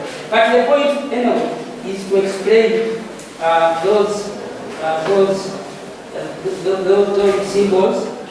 And then she gave us the mean and the variance, but there is no comment. What does it mean? What does that variance mean to us? What does the variance mean to us? You see? And then there was a table of numbers. There was no units. That table, I didn't get, but there was a table she showed us with many numbers. It was not clear if we had units or something, but something we have probably say about it. There are a few other things you get where there are figures which have no caption. Right? I think the table is 4.5. The exposure parameters don't seem to be very clear. I think it's part of an issue. I'm going back. I don't want to go back. I want to go forward. Yeah. Mr. Chairman, you must try to conclude. I've taken too long. In our presentation, it was much better the conclusions. In the thesis, the conclusions are not actually taken as we did. Just said this work has shown this, but each objective must have a concluding statement, which you did. Appreciate the last conclusions which were created. And but my comment is mainly on this last one, because the objective was to model RF electromagnetic field exposure. I don't think that objective is correctly put, because there was no model presented. It was other people's model. It was a numerical analysis. So it was not our original model. It was that, what's it called? The normal.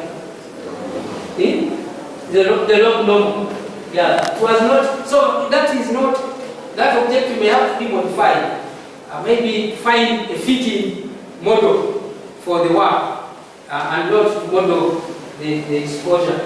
And so that is the comment, the medical method was used to fit the data. But then the other comment, which she made in her presentation, that there were other people, other countries, quite a number of countries were mentioned, but that is not indicated. How does your work compare? The only comparison is with the standard, the international, this international commission on non-ionized irradiation. That is the only one quoted. But there are other workers who have done similar work. How does yours compare? That would be nice to put in the conclusion, indicate that this work is contributing to others which they have done. The literature review has mentioned this, but we have no idea, especially those countries you mentioned in your conclusion, which they have done. And they said, other countries have set their own standards. So what are those standards? How do they compare with ours here? Can we copy them? Maybe it would be nice to compare. So Mr. Chairman, it's supposed to be a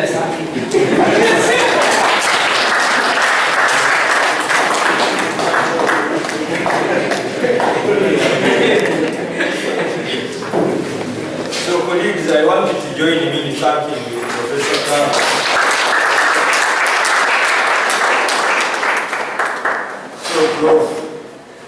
I think some of us were not seduced good enough to become members of physics, but as you presented, I really felt that we missed quite a lot not to join physics. There's a lot to learn from physics. And we have moved, we have so far used 1 hour and 45 minutes, and we still have a lot to do. But our candidate is going to respond to many of the comments that have been raised. But before that, I have some small change that I want to make, because one of the members of the panel, Professor Florence, is expected to leave at around midday. She has some other serious commitment, but I don't want to miss out on the comments that possibly she has for the student. So I want you to allow, and we get a few comments from Professor Bijan.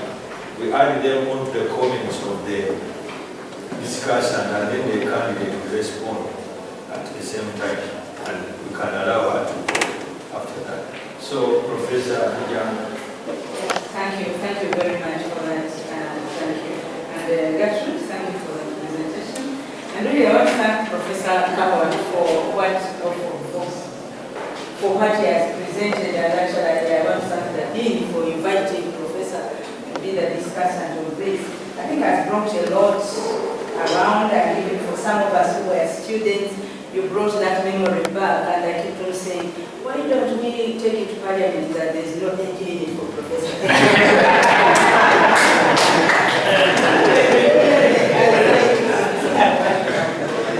And you have actually covered quite a lot, as I noted down here. I saw quite a lot which you have actually covered. And also, I will start with this one, which was that you assume you are speaking to only physicists, but when you are addressing such a congregation, you are talking to everybody. And the small thing I saw when you were talking about the speed at which you are moving around Kampala roads, I think you put it in meters per second. But when you are talking to us, I know we can calculate it in meters per second. Somebody would go per minute per hour. Would want to know how fast was it in a vehicle, how fast was your vehicle. If you tell us it is 30 kilometers per hour, we sort of get it faster than 10 meters per second, something like that. I just felt it should be for everybody, especially when you are making a presentation like this. And now about the receivers, I also thank you for the way you have presented it and what you have obtained. Now the figures you got, because now we have the transmitters and the receivers. And we remember very well that our dean says he has quite a lot, many of them, and those are receivers. Now, what should we get that, what you measure?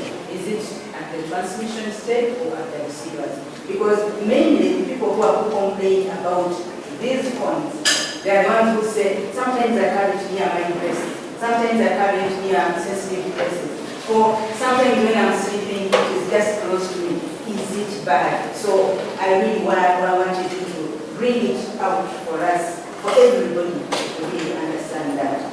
And yes, the other one, which again Professor brought out about that graph, actually I had pointed out, because of the units, I didn't see that the other one was in just watts and the other one in microwatts. So when I saw 49 and 50, I thought they were so close. And yet you say the one recommended is much higher than what we receive. So I was about to say, but 49 and 50 are about the same. But I've noticed actually that the units are different from the other table. So it's quite different, but I'm just pointing it out there. When you are telling us people, because we sometimes don't read everything, we say, these ones are in these units and they are so small compared to these ones. But for me, I think the chair, let me rest it at that. Thank you very much, Professor Bijan, for those comments. And we shall allow you to leave at any time that you feel like. And colleagues, I think the comments from the discussant are quite many. He used 1 hour, but we did not even know that it was 1 hour because of the talk being very interesting.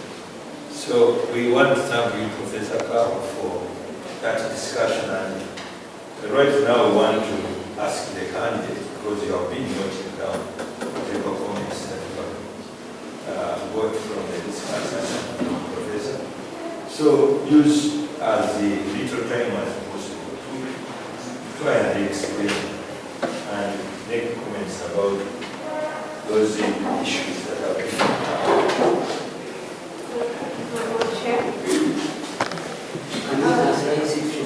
Yeah, you can sit, you can stand, whatever, but we want to get correct answers.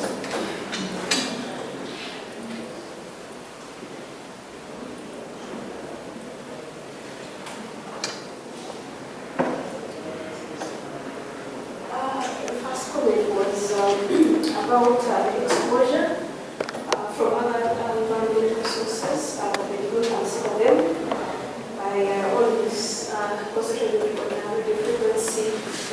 frequency region.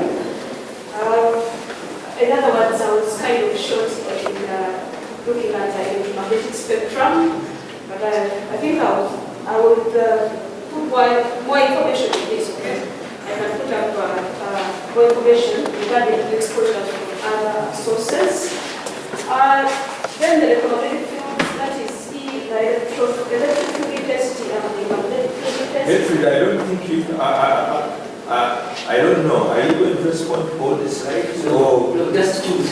choose the few of the questions that you have put forward. The comments are going to be given to you. And most likely, About the, Professor Ha asked about the frequencies, why I was putting there GSM 900, GSM 1800, and then we are putting there that they are megahertz. These ones are just suffixes that we use in telecommunication when you're referring to global communication systems that transmits at 900 frequency, 900 megahertz. That is the suffix that you use. But when you look at the details, I think I put the bandwidth of all those what technologies. But those are the suffixes that we use. He talked of those frequencies again. That are they the ones we use here, and why? These ones, our country, that is Uganda, is part of the International Telecommunication Union, that is the RTU, and these are the frequencies that are allocated using the International Telecommunication Union. Another question was talking about how these waves are generated. I was kind of brief on this when I was talking about the cellular concept in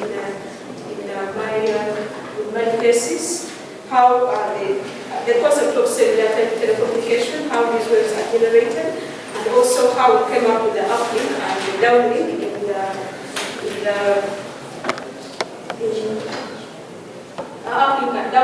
the literature review. The Maxwell's equations, I gave them, but I didn't go, because I had to bring up the wave equation, but definitely I'll try to write it. When you look at the fading, there are some models that I presented in the literature review which deal with path loss, and path loss is actually related to the fading of these signals. Another thing is my data called the location. I did make a GPS recorder and the GPS logger that I have. These are the values that it gave me, so I didn't really go to chop off some to this.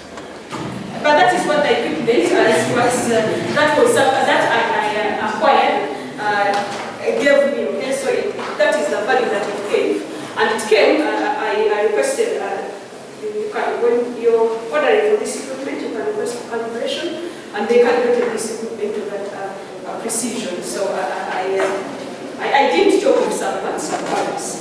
The elevation, I just left that one out, but the GPS logger gives the elevation of that place.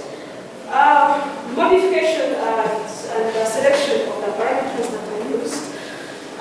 For this MCS software, you don't just download it from online. They also provide the CDs for this software, but you cannot run this software without their spectrum analyzer. So it is interface specific with their equipment. So you just don't get it, because there are many companies which produce spectrum analyzers, but this one has its own software. So you can't get another spectrum analyzer and interface it with their software.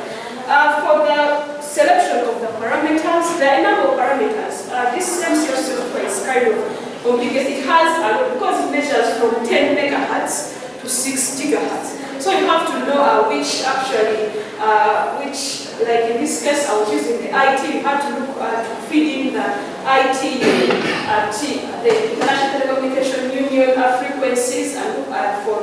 There are some parameters that I had to put in this MCS software, not just getting the interface and using. Another thing for this MCS software, the data it gives the data in form of MDR files, and you can't deal with MDR files. You have to convert them to CSV and then afterwards you can be able to do what? To work with them.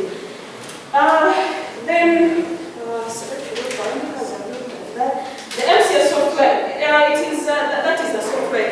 It has no what? It is not an abbreviation. It is called MCS software. MCS Real-Time Spectrum Analyzer. That is software from genetic distribution. Ask about the genetic distribution function. On page.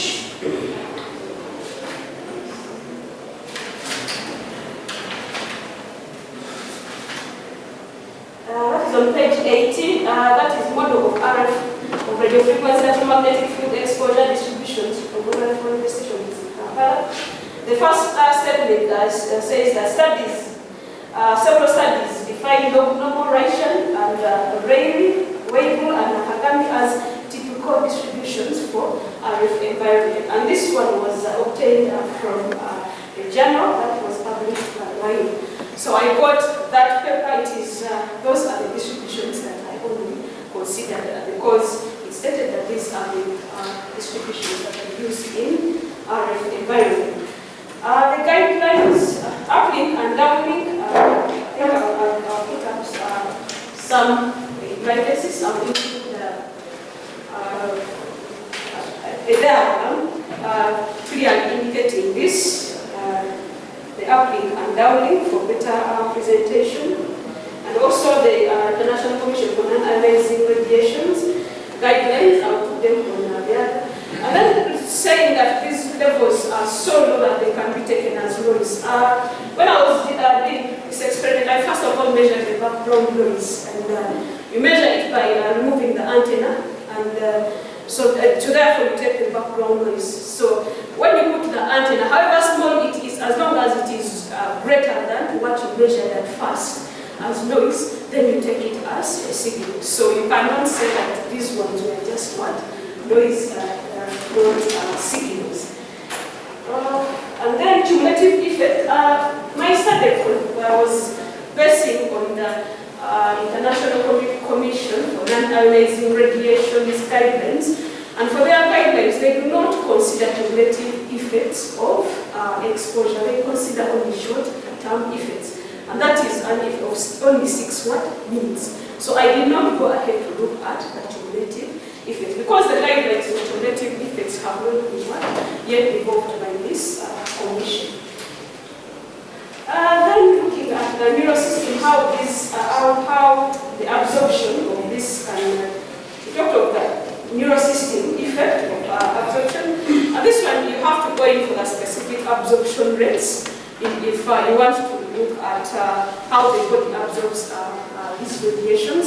And at this point, I had no way of obtaining, because specific absorption rate, you need of course the current density, which can be got from the software, but then you need the conductivity and also the density of a given object or a given the person who is absorbing. So I did have those parameters to look at the neural system effect of these radiations. Modifying the objective on the model, I think we can, I can do that. We can try to modify that. Yeah, thank you very much, Gertrude. I hope you have understood very well what the professor was trying to say. Now, from your explanations, it's really very clear that you can respond, but when you read the thesis, some of that information is not as clear as you have to read. So I hope you will respond to his comments in that form, because within the papers that you write, you may not be so detailed, but this is a thesis that people are going to read, and the people who are reading it are not people who mainly do physics. So take it in that form, because we expect you to respond to his comments, because we are going to give them. And as you respond, we shall have to see what kind of comments or answers that you give, because we expect that kind of compliance report after finished with this kind of talk. So members, we are running short of time, but that's not so much of a problem. And I would want to, right now, call upon the members of the panel also give their comments, which you respond to in a short time. And after that, then we shall expect a few questions from the public, and then we shall allow the public to move out, and we can have a small discussion and get the verdict. So at this time, I want to call upon any of the members of the panel who is ready with a question. Yes, Dr. Nini. Yeah. Thank you, Mr. Lee. And thank you, Gertrude. Thank you, Mr. Kawa, for the presentation. My questions, I have theory, but one will already answered it about the software MC. Yes. I think that one must be standing for something, but I take that I don't know what it stands for. Another question is on the drive, when you perform the drive. Professor Uganda mentioned you said you are driving at 10 meters per second. That is approximately 36 kilometers per hour. And you say you did that drive during rush hours when there is traffic. Yeah, I've given you Kampala. Sometimes you get stuck at one point for 1 hour when there is a lot of traffic. And sometimes you find the road is congested, just go through it at 80 kilometers. So I was suggesting that next time if you are making such a drive, maybe you do it with a wheelbarrow. You put your equipment on the wheelbarrow and you know that I'm walking at, because if you are pushing the wheelbarrow on the pavement, you can know that I'm at a stable speed. They say, 5 kilometers an hour. But you say it in a car. When I see that I'm back and forth. Maybe put the equipment on the border. I said that it was an average speed of 10 meters per second. And then, an average. Yes. And then, the MCS software, the parameters that I set, let me see.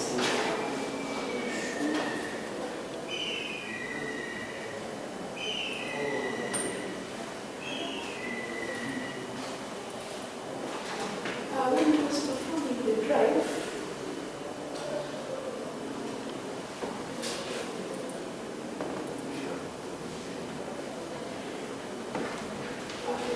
the parameters that I set actually, if you look at, let's look at this, okay, it was performing a sweep after every 5 milliseconds.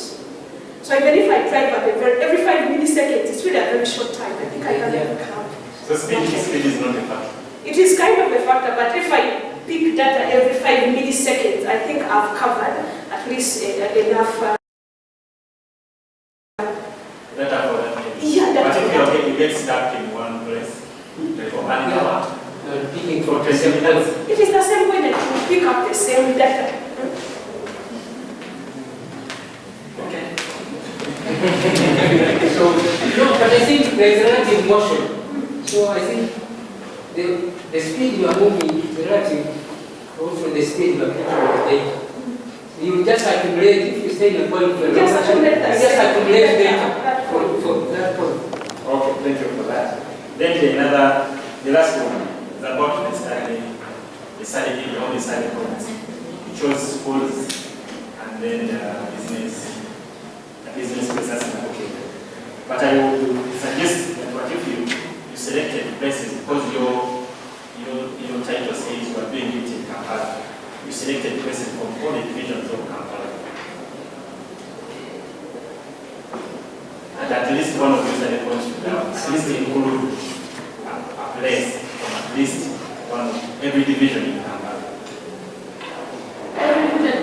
When I was selecting these places, I just looked at the people who are the areas which have people who are really so sensitive to electromagnetic radiations. And also that thing was that is actually the security of my equipment, okay? And also the permission, because at least I obtained permission from Makerere Plaza, I obtained permission from the Hospital. Some people client, okay? Just like I said, there was confidentiality of this information. You can go to the place and then you fail to get at least where to place your equipment, yet I was supposed to pick data for over 24 hours. So I couldn't just go to a place and put the equipment to pick data. But is it correct for you to say that that data is the representative of Kampala when you are using only one division? That's easy. Yeah, that's easy. It's well. I think in this case we can take it as because I looked at Chevando. Chevando is side. Yeah, maybe you take note of that because you can't go back to these places. You have to so maybe you get other questions from the members of the panel, unless that's enough. Dr. Senyo. Thank you. Thank you, Gertrude, for the presentation. Thank you, Mr. Dean. Thank you, Gertrude, for the presentation and the professor. I have a small comment. You installed these antennas for your measurements. And the way you are determining your locations were by direction of sun. But we know these transmitters are directional. How do you know that one is in the shadow area of this transmitter? Because you might have placed, picked a site here when after the transmitter transmitting the other direction. Would that have probably contributed to the low value? Which objective are you referring to? All of them or just one? No, in installing these transmitters, these measurements, the location say you were basing on direction of sight of these base stations. That was in the first objective. Whatever. Yeah, the first objective, because it's the one where I was looking at the direct line of sight of this. When I went to Tamil University, at least I first of all made a survey of around that place, okay, where I could obtain at least maximum power. Signal. Yeah, the maximum signal. I didn't just go and place, install. I just first of all made a survey of the place around, and where I obtained the maximum is where I actually took my measurements. I think the reference is but because you are at the base, her vein was received signal from the transmitter or receiver at the base station. So, but is that very clear? That's why the human being is at the bottom. So, Dr. Senyoga, do you have some other questions? Yeah, and you know, she said she didn't consider reflection and things like that. And part of my question about that, because they also do contribute a lot towards that. That's it. Okay. So, yes, I would also like to thank the presenter for such a good presentation. So you looked at the distribution of the intensity and decided to take the average. And yet, you say ICMIRP considers the signal for just short-term exposure, 6 minutes. Don't you think if you had considered the mean, no, maybe the peak value would have been more informative than the mean? All of these results that are presented are the maximum power values, because it's a big bandwidth of given frequencies, okay? And it has different peaks. I only picked the maximum power. I didn't take the other peaks which were lower. So you were not taking the average? Average of the 6 minutes? Because you had a distribution, very long thing, right? And in fact, when you gave your definition phase, you were doing an integral, right?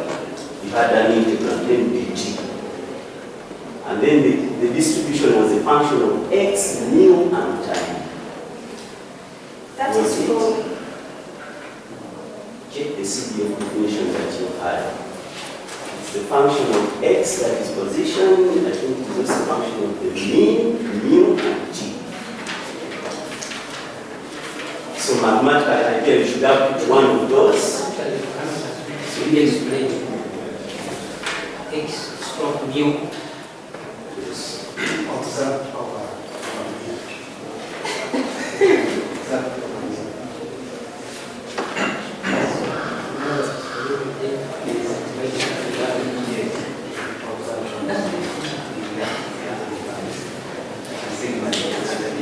yes. So it's also part of overtime.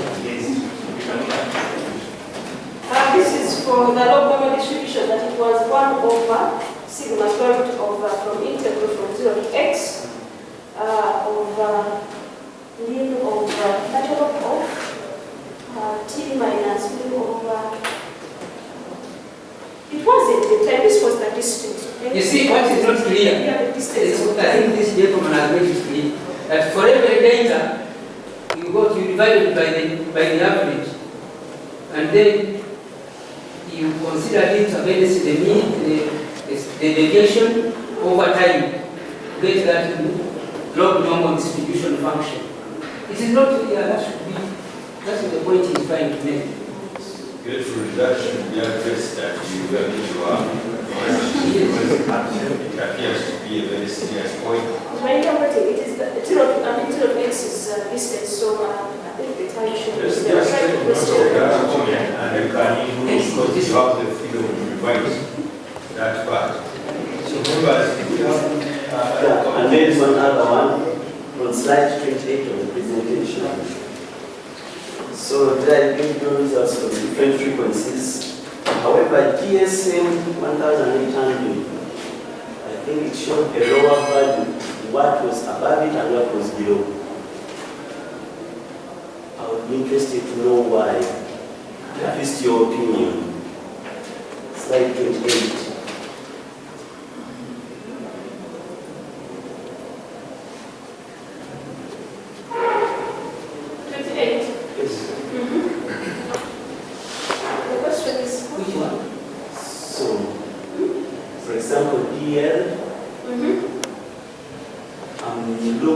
GSM 900, yes, 2015, 50.4. So that is pretty high, and then GSM 1800, it goes down and then back up. Any reason why it should be? The downlink is higher. This is the, you're looking at the downlink. Yes, Which is Why higher. GSM has 52.4, and then GSM 1800 has 13.6. yes. For the GSM 900, I say that these are the phones that, these old phones that actually people use them so much for calling and all. But this GSM 1800, it is the 2G, okay? But people have, in 2015 and 2016, it shows that at least by then 3G, that is the UMTS, had come into market, and it was more used compared to the 2G. So that is why we have this one very low and the other one kind of high. And also the GSM 900, it transmits at higher powers compared to the GSM 1800. So then what can we say could have happened in the technologies? The technology is that in those 2 years, we are shifting actually from 2G, we are no longer using 2G. We have shifted to the 3G communication. That's why we have it as very low. So, any other that one? What I love about that GSM 1800, I think that technology was just lasted for a few months. If people remember, we are 2G, then immediately 3G came on board. I think technology-wise, there was an issue with that 1800. So immediately, they wanted to upgrade it to that 2100. So it was a short period of time, and the phones that were in that range were quite few. Any other question? Yes, But Mr. Chairman, are those the comment? I think he wants those comments to be indicated. yeah, they should be captured. Yeah, they should be Yes, to captured. be captured in Secretary, you should be noting some of these very important comments so that we give them to her. Yes, Okay, thank you, Chairman, and thank you, Gertrude, for your information. We are very clear. and they discussed some very many things that happened about people were actually left out here. Now, I never had the opportunity to look at this issue. In your work, I didn't see any comparison maybe with some work that's done maybe elsewhere in other cities. Because the values you are getting here looks very low. And there are some studies probably maybe you'll come across in literature that really relate to the work you've done, which were done elsewhere.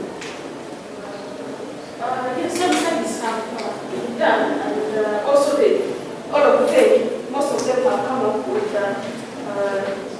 values which are very low compared to that people pay. So I would suggest probably you also report them, maybe there should be some little comparison of other work elsewhere. So any other comments or questions from the panel? Mr. Chairman, supervisors are allowed to ask questions. You can give a comment.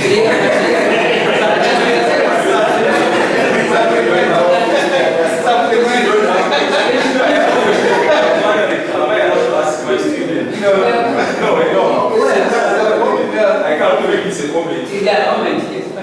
First of all, I want to thank Professor Kampala for the input to this, because I think quite a lot of things that we are taking for granted, especially the foundational aspects of physics and physics that were needed in studies to make it readable by quite a whole lot and in community, in legal community. However, if you go to one of the slides where you're featuring the statistical parameters in the model, where you have the way you are there. When you look at the way you roll and the normal, they both seem to fit together. So my comment is, this is not a question. I think we should look at why we are choosing the normal and leaving out. Way good, just the two. The others are off. You can say the way is off like this. That's where I see and so on. When you look at the way good and the normal, you see both of them are fitting in that way. So now I'm wondering why she chooses the normal leaves out. So again, it turns out to be a question, but that is something still that we can address, because I don't want us to ask her to answer. No. So but take it from that kind of comment. Well, she can easily take from the variances. Because if one gave a better variance than the other, then she will have the reason. Yes, Dr. Kibi. Yeah, a good answer to that is, if you look at how many parameters does the wide distribution have, and then how many of them does a log normal have. One of them has one parameter less, which I think it is the one that she should have taken. Mathematically, you have reasons for each parameter that you have. Yeah, I want to thank members of the panel for those comments and questions, and get to be not done, because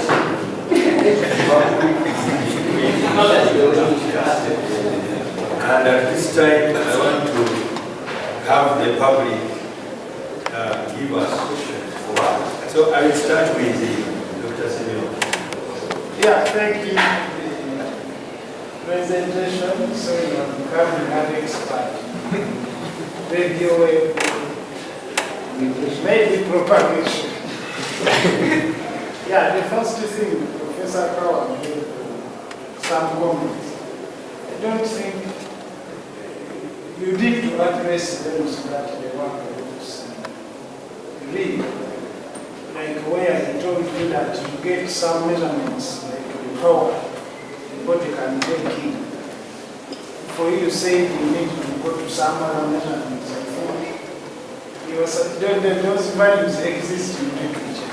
How much the body can take in without you doing the measurements, but you just pick from some other people's work.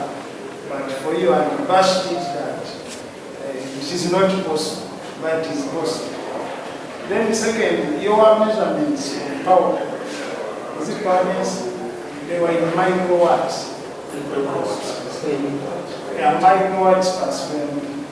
just because, yeah, this is my first time to attend this presentation PhD.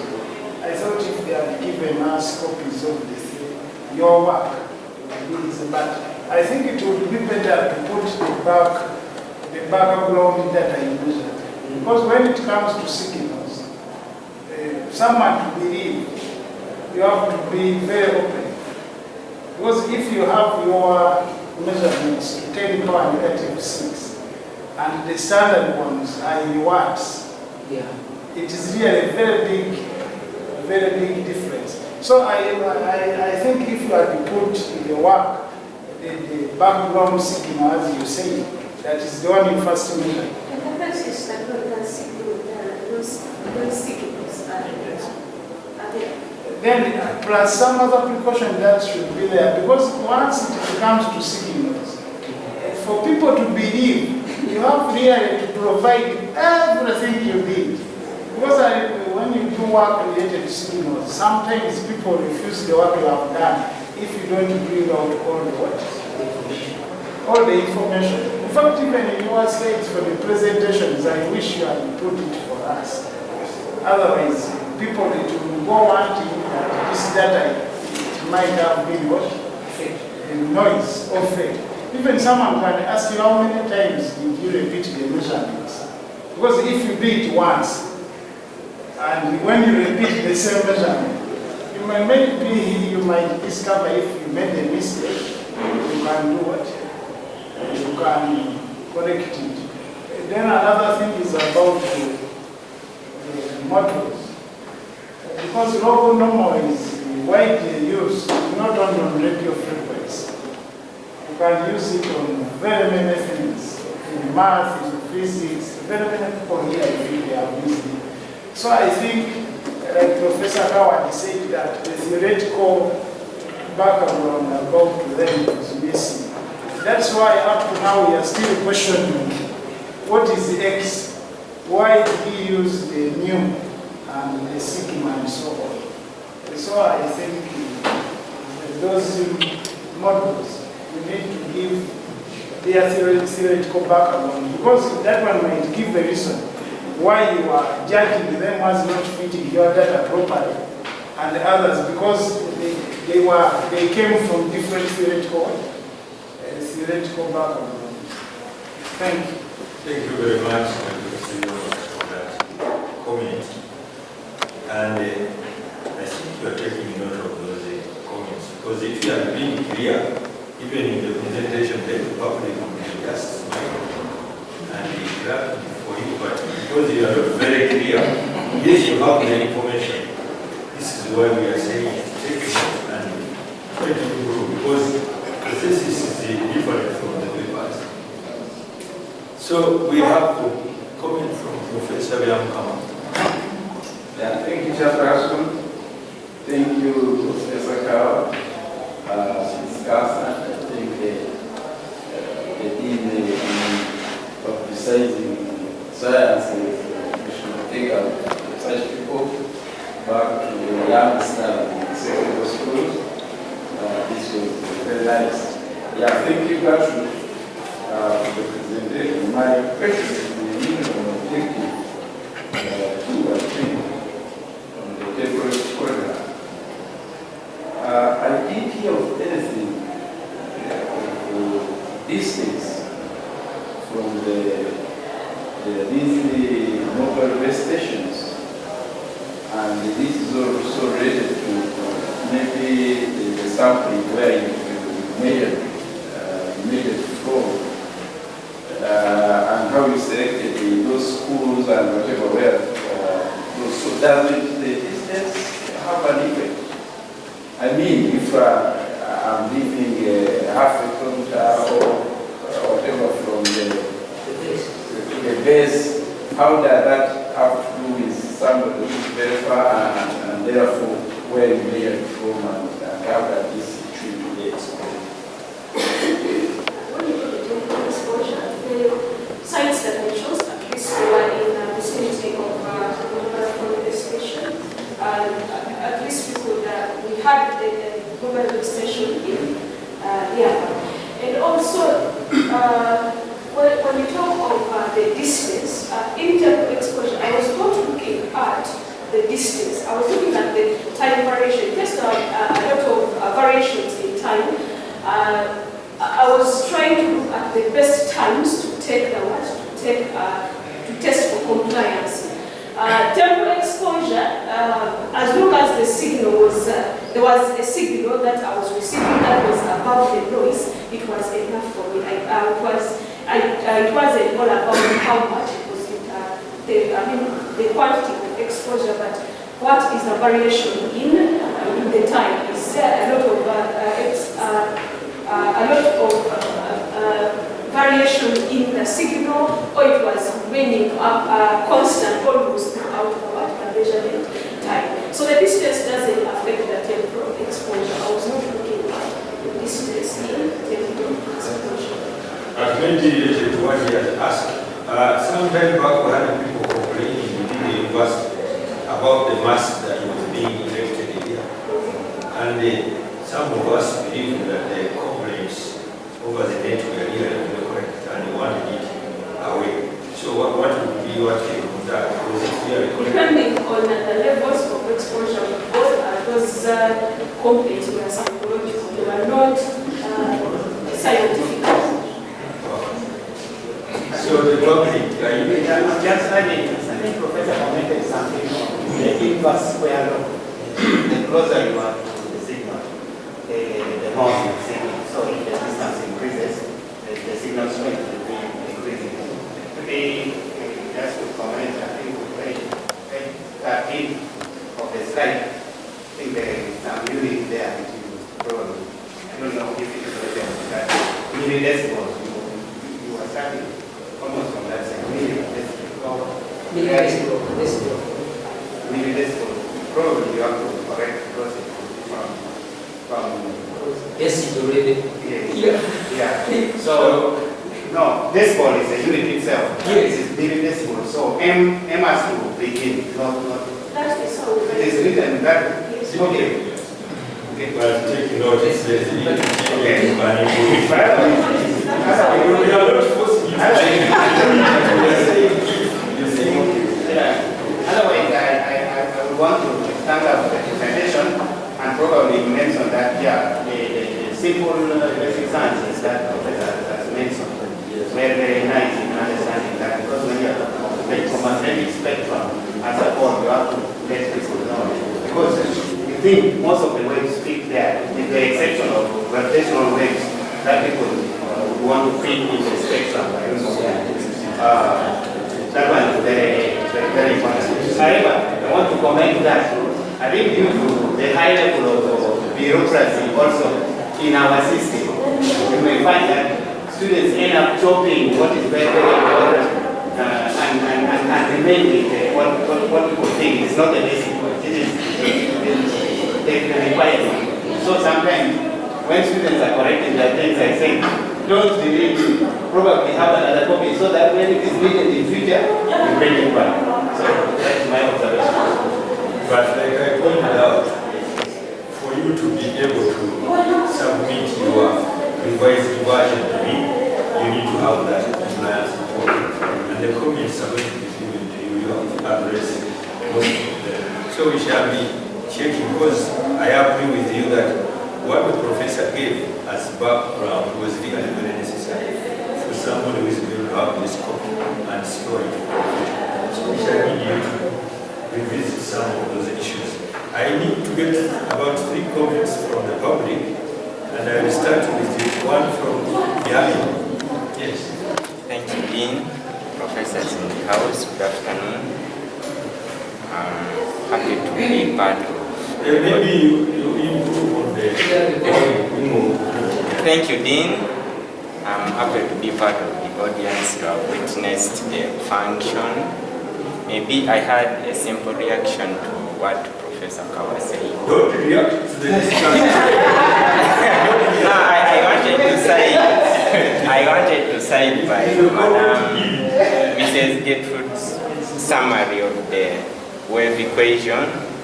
I feel it wasn't necessary to show the derivation, how Maxwell relations led to the wave equation. I'm sure by the time someone takes concern to read her thesis, it is someone who has read enough physics. So the interest of the people who are reading, they will be understanding what certain summarized equations, how they came and how it happened. Maybe just to inform you, the discussant was a reader of the thesis and is having concern and is a professor of physics.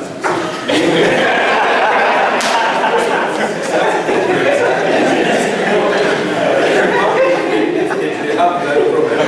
So we try to address that. We are not going to do it that kind of explanation because I think we agree with your comment, but she has to take it forward.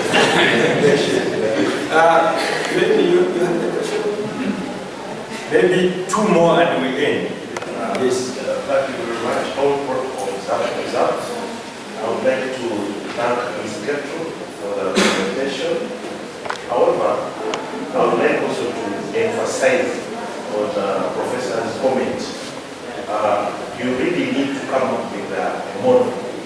I think that will be the new concept that will be generating in your thesis.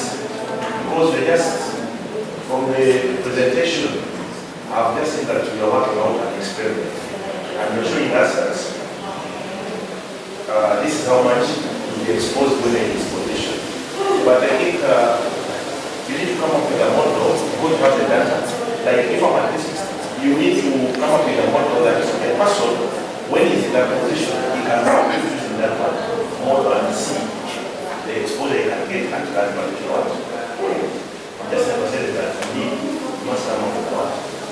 Maybe that could be some kind of initial. Comment on that. That could be a completely different study. She's going to take note of the comment. If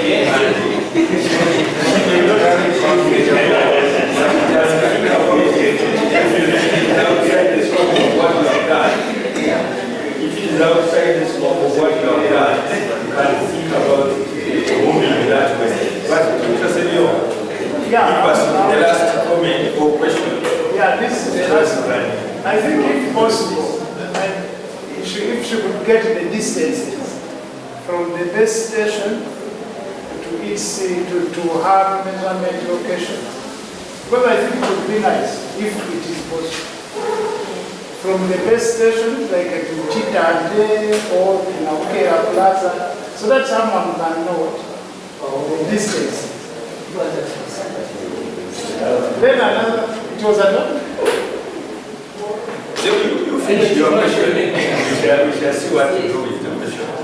But yeah, then another thing, because I get problems when I go back to my village. How are these signals DSM related to MTN, Airtel? These are things we know. How are they related to MTN, Airtel, and the other networks? maybe you answer that one and then you can have you rest for some time. All of these service providers, they have a cost of they transmit all those what? Low frequency. Yes, because like the GSM 900, I believe you have a bandwidth of 35 megahertz. So in a given cell, you have MTN transmitting at a specific frequency, then Airtel at a specific frequency, and then within, and then goes another technology. You have MTN, Airtel, and so on. So members, I want you to join me in thanking the students.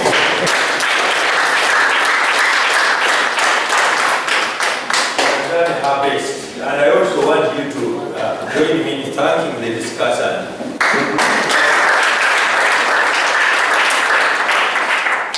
Professor Kabwa, you have really made us enjoy because some of us were not really understanding because I got the book, but you don't understand until you came and put me on board.